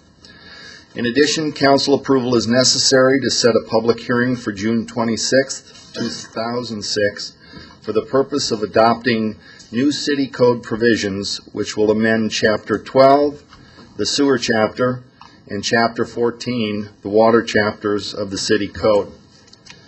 The amendment will provide the following benefits. First and foremost, it will authorize future water and sewer rates and fees to be adopted by resolution instead of the more cumbersome amending of the city code. Provides us more efficiency in government. Second, to establish water and sewer fees to fully reflect cost recovery for services rendered and to capture fees for new or enhanced services which will be provided to our customers. Thirdly, to codify the water and sewer rate increases that were approved by the council in 2005. And lastly, to provide clarification and reconciliation of all of the water and sewer fees and rates for better customer understanding. It's been over 2 years since our fees were last adjusted. The water and sewer rates that were approved in October of last year reflect the recommendations of the Black and Veatch Water and Sewer Rate Study and the Citizens Committee, which voted unanimously for approval. Tables 1 through Table 11 in the COAC describe in detail the existing proposed rates and fees. These are the recommended tables to be addressed at the public hearing. In compliance with notification requirements under state law, these tables and the supporting documentation, including the Black and Veatch Water and Sewer Rate Study, the City of Goodyear Cost Recovery Fee Study, referred to as the MSI, that was dated March of '04. Just want to back up. The Black and Veatch Water and Sewer Rate Study was dated July 2005. Also included is our staff report and obviously the existing city code. Will be available on the city's website this week. In addition, formal publication of the water and sewer rates and fees is scheduled for this Friday. In addition, formal publication will also be made of the ordinance and resolution that is scheduled for adoption on June 26th. Implementation will take effect on July 27th, 2006. Be happy to answer any questions that you might have. Do we have any comments from the public? Yes, sir. Mr. Gelser? Gary Gelser, 14971 West Pinchot. My question is directed to the council to ask the budget director. When the budget was presented 2 weeks ago, there was $2.2 million of water and sewer that was coming out of the general fund and not being reimbursed from these enterprise funds. And my question to council, to be directed to the finance director, is with the new rates that you are proposing starting in July, will both of these funds be reflected as enterprise funds, and therefore no longer the $2.2 million that we're subsidizing out of the general fund be no longer covering both the water, sewer, and the trash pickup programs? Thank you very much. Thank you, Mr. Gelser. We know the answer to that, but Mr. Britt. In answer to that question, that does not change the report that was shown in the budget. These were anticipated in the budget proposal as presented to you. Okay, question, yeah, go ahead. The intent is to move, we Move that direction. The city council, by action that started October of 2005, implemented a 3-year water and sewer rate increase. This is only year 2 of those 3. And the budget proposal as presented included the rates as presented, or the proposal as presented to you. Mr. Gelser, does that answer your question? It answers my question, but I have some concerns that we're not going to get there, because every year we're adding 3,000 to 7,000 people per year, and we have increased water demands, and every time we add that amount of people, we just fall farther and farther behind, and then we're going to have a very large rate increase in the end of year 3 to get us to the point where these are enterprise funds. Basically, if you really want to, if I want to be selfish, I live north of I-10, and I pay water to Lipsco. I pay my water and sewer fees to Lipsco. So I am fully paying my fees to a private water provider. Yet I'm subsidizing the people who live south of I-10. And I don't think you guys are accelerating the fees enough to recover the money that should be put into an enterprise fund. You're subsidizing the rest of the citizens based on this. And so I think while we have a study that said we're going to do this over a 3-year period, I think the 3-year period we just keep falling behind because we never can catch up. So my feeling on this is that I think you should be advancing this to the point where we're not subsidizing these fees out of general revenues. Thank you very much. Thank you, Mr. Gelser. Mr. Vice Mayor? Yes, well, Can I ask a question of a similar fashion of staff? well, we're going to, after we make a motion, and we can turn. Well, I think it's germane to the conversation that's going on the floor. I think what's important to realize is we've adopted a 20% increase last fiscal year. We committed to adopting a 15% increase this fiscal year and a 5% increase the next fiscal year, if I'm not mistaken, or maybe I'm getting my fiscal years mixed up, but it was year 1, 2, and 3. Oh, Mayor, Councilmember Antoniak, that's exactly right on the water This side. doesn't change that course of action. Not at all. Okay. So is Mr. Gelser getting up this evening stating something that we're missing? Are we missing? I thought that we were getting to that path in year 3, that we would be done rather than hit everybody with a 45% increase. Not only that, but that increase would pay back the general fund in the years following year 3. Mayor, Councilmember Antoniak, when this mayor and council back in July of '05 gave us direction, one of the criteria was that within 3 years that there would be no general fund balance transfer for water and sewer. What Mr. Gelser has voiced tonight was the cornerstone of the rationale or our motivations for implementing the percentage increases as we did, the 20 and 15 and 5 or the 20, 10 on the sewer side of the equation. And all of those capital costs and operation and maintenance were thoroughly evaluated. Now, if, and again, one of the rationales of allowing this council by resolution to change that, if the economic dynamic or the cost of doing business increase, well, then we'll take a look at it at that time. Or if the census increases beyond what we anticipated. Or if the growth rate is higher. Yeah. That's correct, Councilmember Scott. Okay. Any other comments from the public? Mr. Mayor, Yes. I'd like to add that I believe the dynamics of the last year may very well necessitate us going back and doing a study this fall to find out if the original assumption is still valid. And so we're going to work with staff and see what it's going to require in order to maybe expedite that and not wait till the third year to come back and analyze whether or not we have achieved the self-sufficiency status that you had originally envisioned and had requested of staff. So we'll be back before you regarding that matter at a later point. Okay, thank you. No other public comments. This time I call for a motion to approve the notice of intent, set a public hearing on June 26, 2006 for the adoption of ordinance and resolution to effectuate changes to chapters 12 and 14 of the Goodyear City Code. So moved. Second. Okay, I have a motion from Councilman Souza and a second from Councilman Antoniak. Okay, Council, any other further discussion on this? Yes. I'd just like to thank Mr. Gelser for his comments, and were certainly good ones, and it's something that I had a conversation with someone recently, and we had discussed that very subject on the rates changing, possibly changing due to growth, other than what we had planned in this approval. Mayor, Councilmember Lord, we will be responsive. Thank you. Any other comments from council?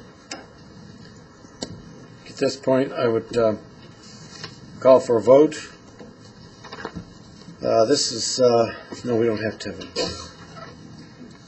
vote. All in favor, signify by saying aye. Aye. Aye. Opposed? Show that it's 5-0. Item 9J, are we still okay, or do we need a break? You can tell the score, we know the score. Oh, if we do the score, it would help. We know it, 10-18. Oh, okay. 10-18, I hear. All right. 10-18. Who's favored? Important part is Phoenix. Phoenix at 18. She's selling out the guy that's got the technology up here. All right, let's take a break for about, let's return at 8:08. It's 18-10. Phoenix is winning. 6 minutes left in the first.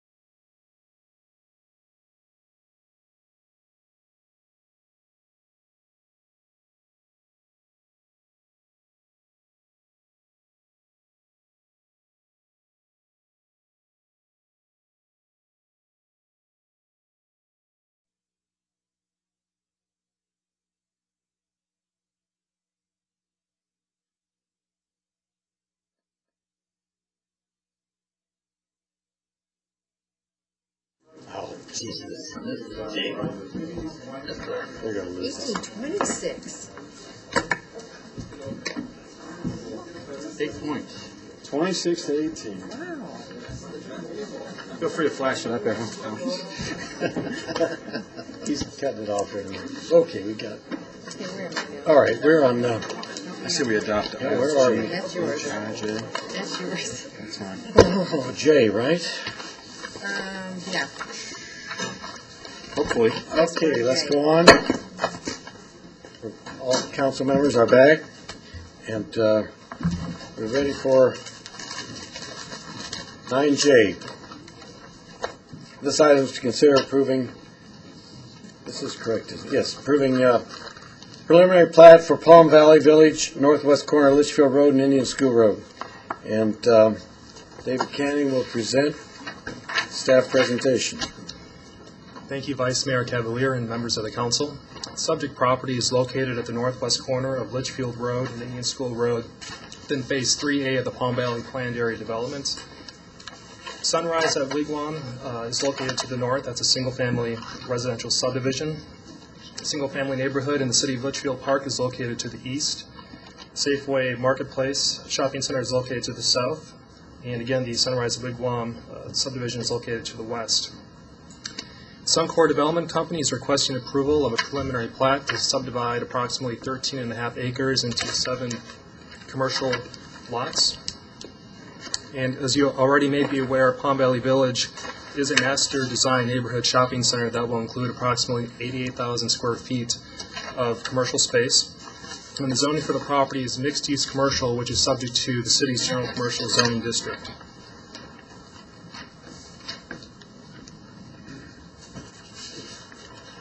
This is a conceptual development plan for Palm Valley Village. Currently, the only development on the property is the Walmart Neighborhood Market, which is located at the north central or north area of the site. Staff has received site plan applications for 2 retail buildings, and that will be shops A and B, and has approved those site plans. City Council has approved a use permit to allow Burger King on Pad 2. The staff is currently reviewing a site plan application on Pad 1 for World Savings Bank.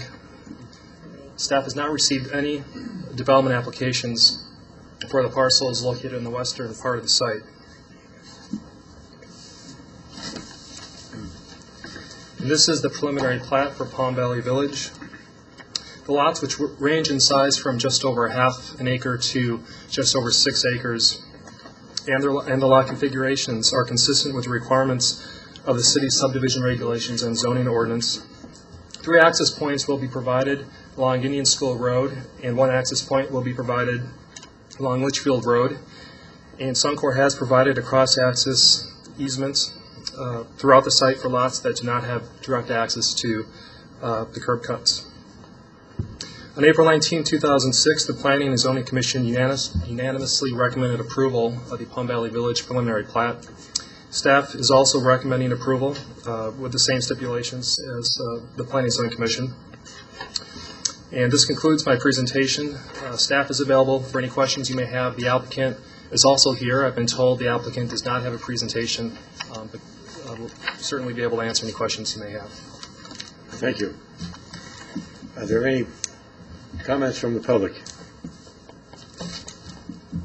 Okay, at this point, I'd like to call for a motion to approve preliminary plat for Palm Valley Village, subdividing 13.48 acres into 7 commercial lots generally located at the northwest corner of Litchfield Road and Indian School Road. Have a motion. Mr. Vice Mayor, I move we approve as read by you. Second. I have a motion from Councilman Antoniak and a second from Councilwoman Lord. Comments from the council? Yes, Councilman David Sousa.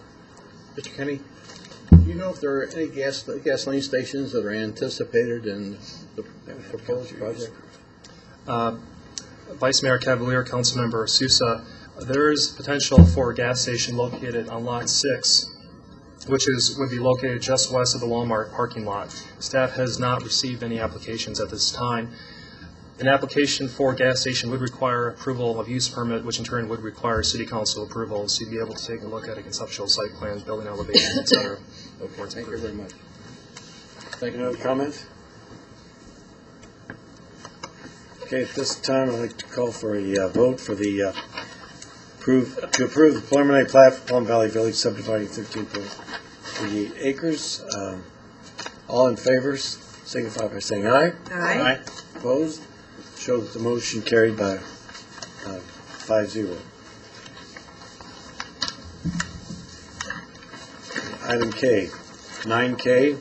This item is to consider approving an IGA, city and county, for new roadway and bridge improvements to Cotton Lane, subject to King Properties, Newland Properties, agreeing to the participation. Staff presentation, Mr. Brown. Good evening, Vice Mayor Cavalier and council members. I have an exhibit here of what is the Cotton Lane Bridge project. It encompasses roadway and bridge improvements from MC-85 to Estrella Parkway. And the purpose of tonight's action is to approve an intergovernmental agreement with Maricopa County for the financial cost sharing of this project.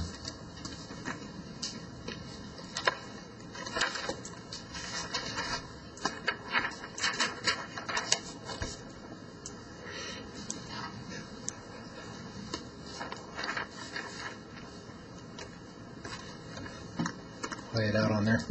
The total cost of the project is, at this point, about $59 million.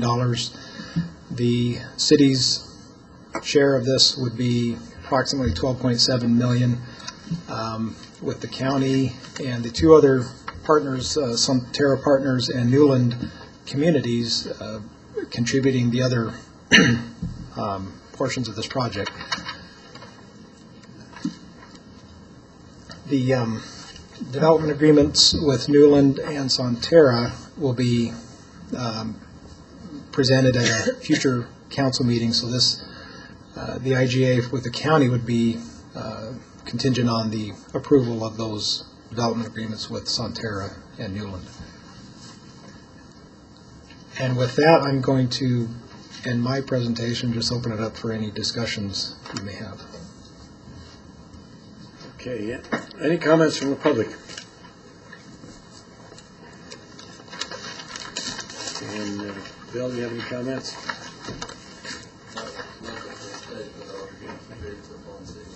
Okay, thank you.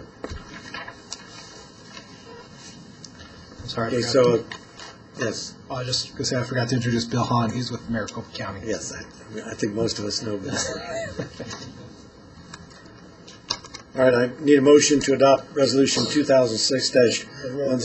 Whoops, that's wrong. Oh, that's right. 2006-1042.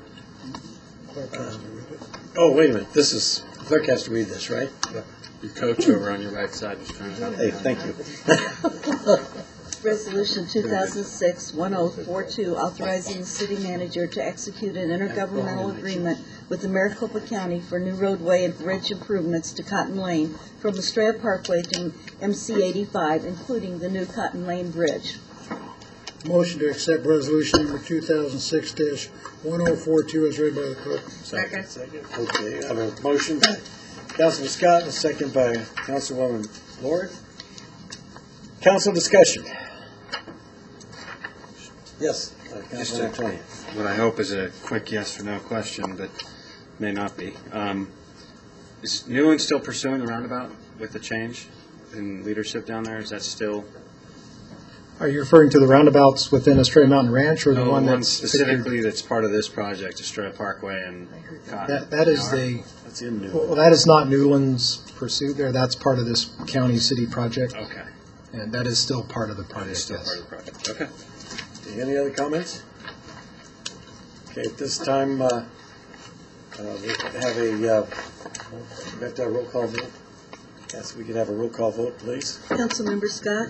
Aye. Councilmember Lord? Aye. Vice Mayor Cavalier? Aye.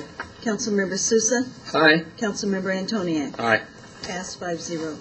Okay.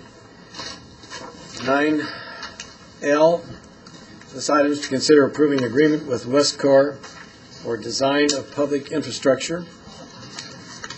And staff presentation, Holly Childs.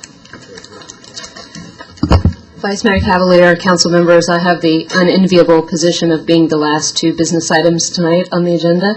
That could be because I turned in my COAC very late and Lynn Mulhall was very, very patient, but I am the last two items. So I'm going to speed through those, certainly here to answer any questions you might have. I also want to let you know that Mark Langlitz is here from Gus Rosenfeld to answer any technical questions you may have about the agreement. Actually, Mark just stepped out, but I'm... Oh. There we go. Look at that. And Rob Bassett is here from Westcor, Luke Giovanardi from Evergreen Devco, and Pete Hemingway from Wood Patel. So, as you know, in January 2006, the city embarked on the plan to try to create an ID that involves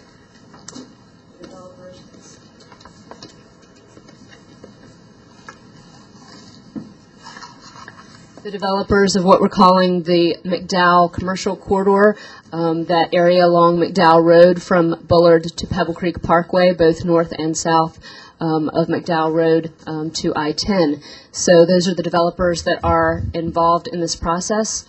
Tonight you have before you the agreement, the two agreements. One is with Westcor and one with Evergreen Devco, but both are basically for the same thing, to pre-fund the costs associated with the design of public infrastructure. The design is being conducted by Wood Patel, whom you selected, the city selected for design engineering work in January, and to pay for the legal fees involved in this first phase to Gus Rosenfeld. So you'll see in there the way the agreement is set up. The city paid originally $228,000 during January and February while we were exploring the ID and trying to gear up and get the developers involved in the process. The city fronted that money for February and March. Since then, Wood Patel has been continuing to perform the work, but this is to make sure that the developers, beginning retroactively then to March, and to continue throughout the project, are pre-funding the agreement. The engineering services totaling $2.25 million, and a total Westcor up to $1.92 million. You'll see in the agreement $10,000 to up to $10,000 for Gus Rosenfeld, up to $330,000 in the Evergreen Development Company agreement. So those developers will be reimbursed upon the creation of the ID once the ID proceeds, the bond proceeds are realized. And those bond proceeds will be paid, and I know you've gone through that certainly with Scott Ruby on how that works, and any technical questions with respect to that process I'll defer to Mark. But the assessments will be determined by Wood Patel on which developers within the ID, and right now we're looking at Westcor, Evergreen, Devco, and Tang as the three assessed property owners. Those assessments will be determined based on calculations by Wood Patel. Those numbers will be determined next month, and then bond proceeds will be available in June 2007. But between now and then, obviously, there's going to be some pre-funding required to keep the project moving forward on engineering design of the public infrastructure. Can we take both of these two items together? Okay. Holly, would you like to go ahead and give us any details on 9M? I covered the 9M as well. You covered both. Well, in fact, you did. Yeah, they're both. There isn't anything additional on 9M. No, it is. Those were the numbers presented jointly, but I'll certainly answer any questions or clarify any points that I may have missed. Okay, thank you. Any comments from the public on the considering agreement with Westcor for design of public infrastructure and the agreement with Evergreen Devco for design of public infrastructure? Seeing no comments, I'll ask for a motion to approve both the pre-funding for and reimbursement agreement concerning payment of fees and costs pertaining to design construction, pre-funding agreement and agreement with the City of Goodyear through Westcor Goodyear LLC, Wood Panel and Associates, and with the, well, the same thing on the Evergreen McDowell, Pebble Creek, Evergreen, Devco, Wood Hotel with City of Goodyear. Motion to Keep accept running the both agreements as As presented by the Vice Mayor. Second. Okay. I have a motion by Councilman Scott and a second by Councilman Antoniak. Open for discussion, council. Councilman Souza. Ms. Child, the money that we're advancing right now, or will advance, will we be reimbursed for that expenditures? Provided the improvement district does go forward as planned, yes, that will be reimbursed. Come out of the improvement district? It will come out of the improvement district as part of the bond proceeds, yes. Thank you. That's correct. Any other comments? And we don't need a roll call on this, do we? No, this is just okay. If I could have a vote, we'll take both these together.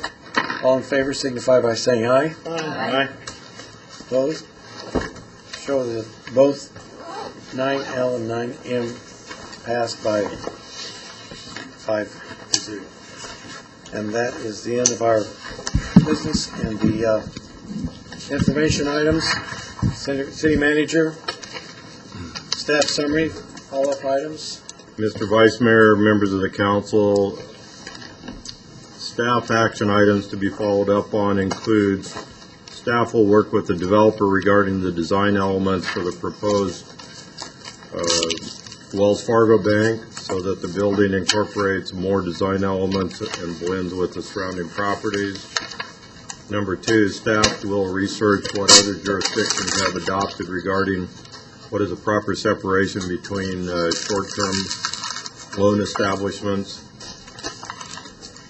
Thirdly, we will examine whether or not we need to come back and how soon we should initiate a rate increase analysis to verify the self-sufficiency of utilities within 3 years.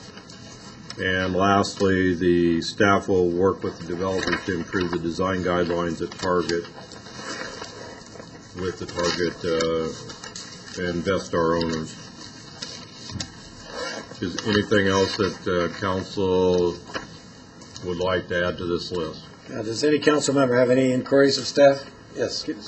Can we just add for staff direction, and I know George and I talked about this, but as it relates to that, Wells Fargo has used the property to the south as kind of the lead example there. Not Mr. Brian Dalkey, but the other Mr. Dalkey that was in front of us a couple of weeks ago showed us an example of the development that was happening on that Wedge property. It'd be nice if that bank followed that same theme. Excuse me. Yes, thank you. I don't know if anybody... we mentioned and blend with surrounding properties to include that to the south. Okay, any other comments from council? Questions from the, okay, at this time I'll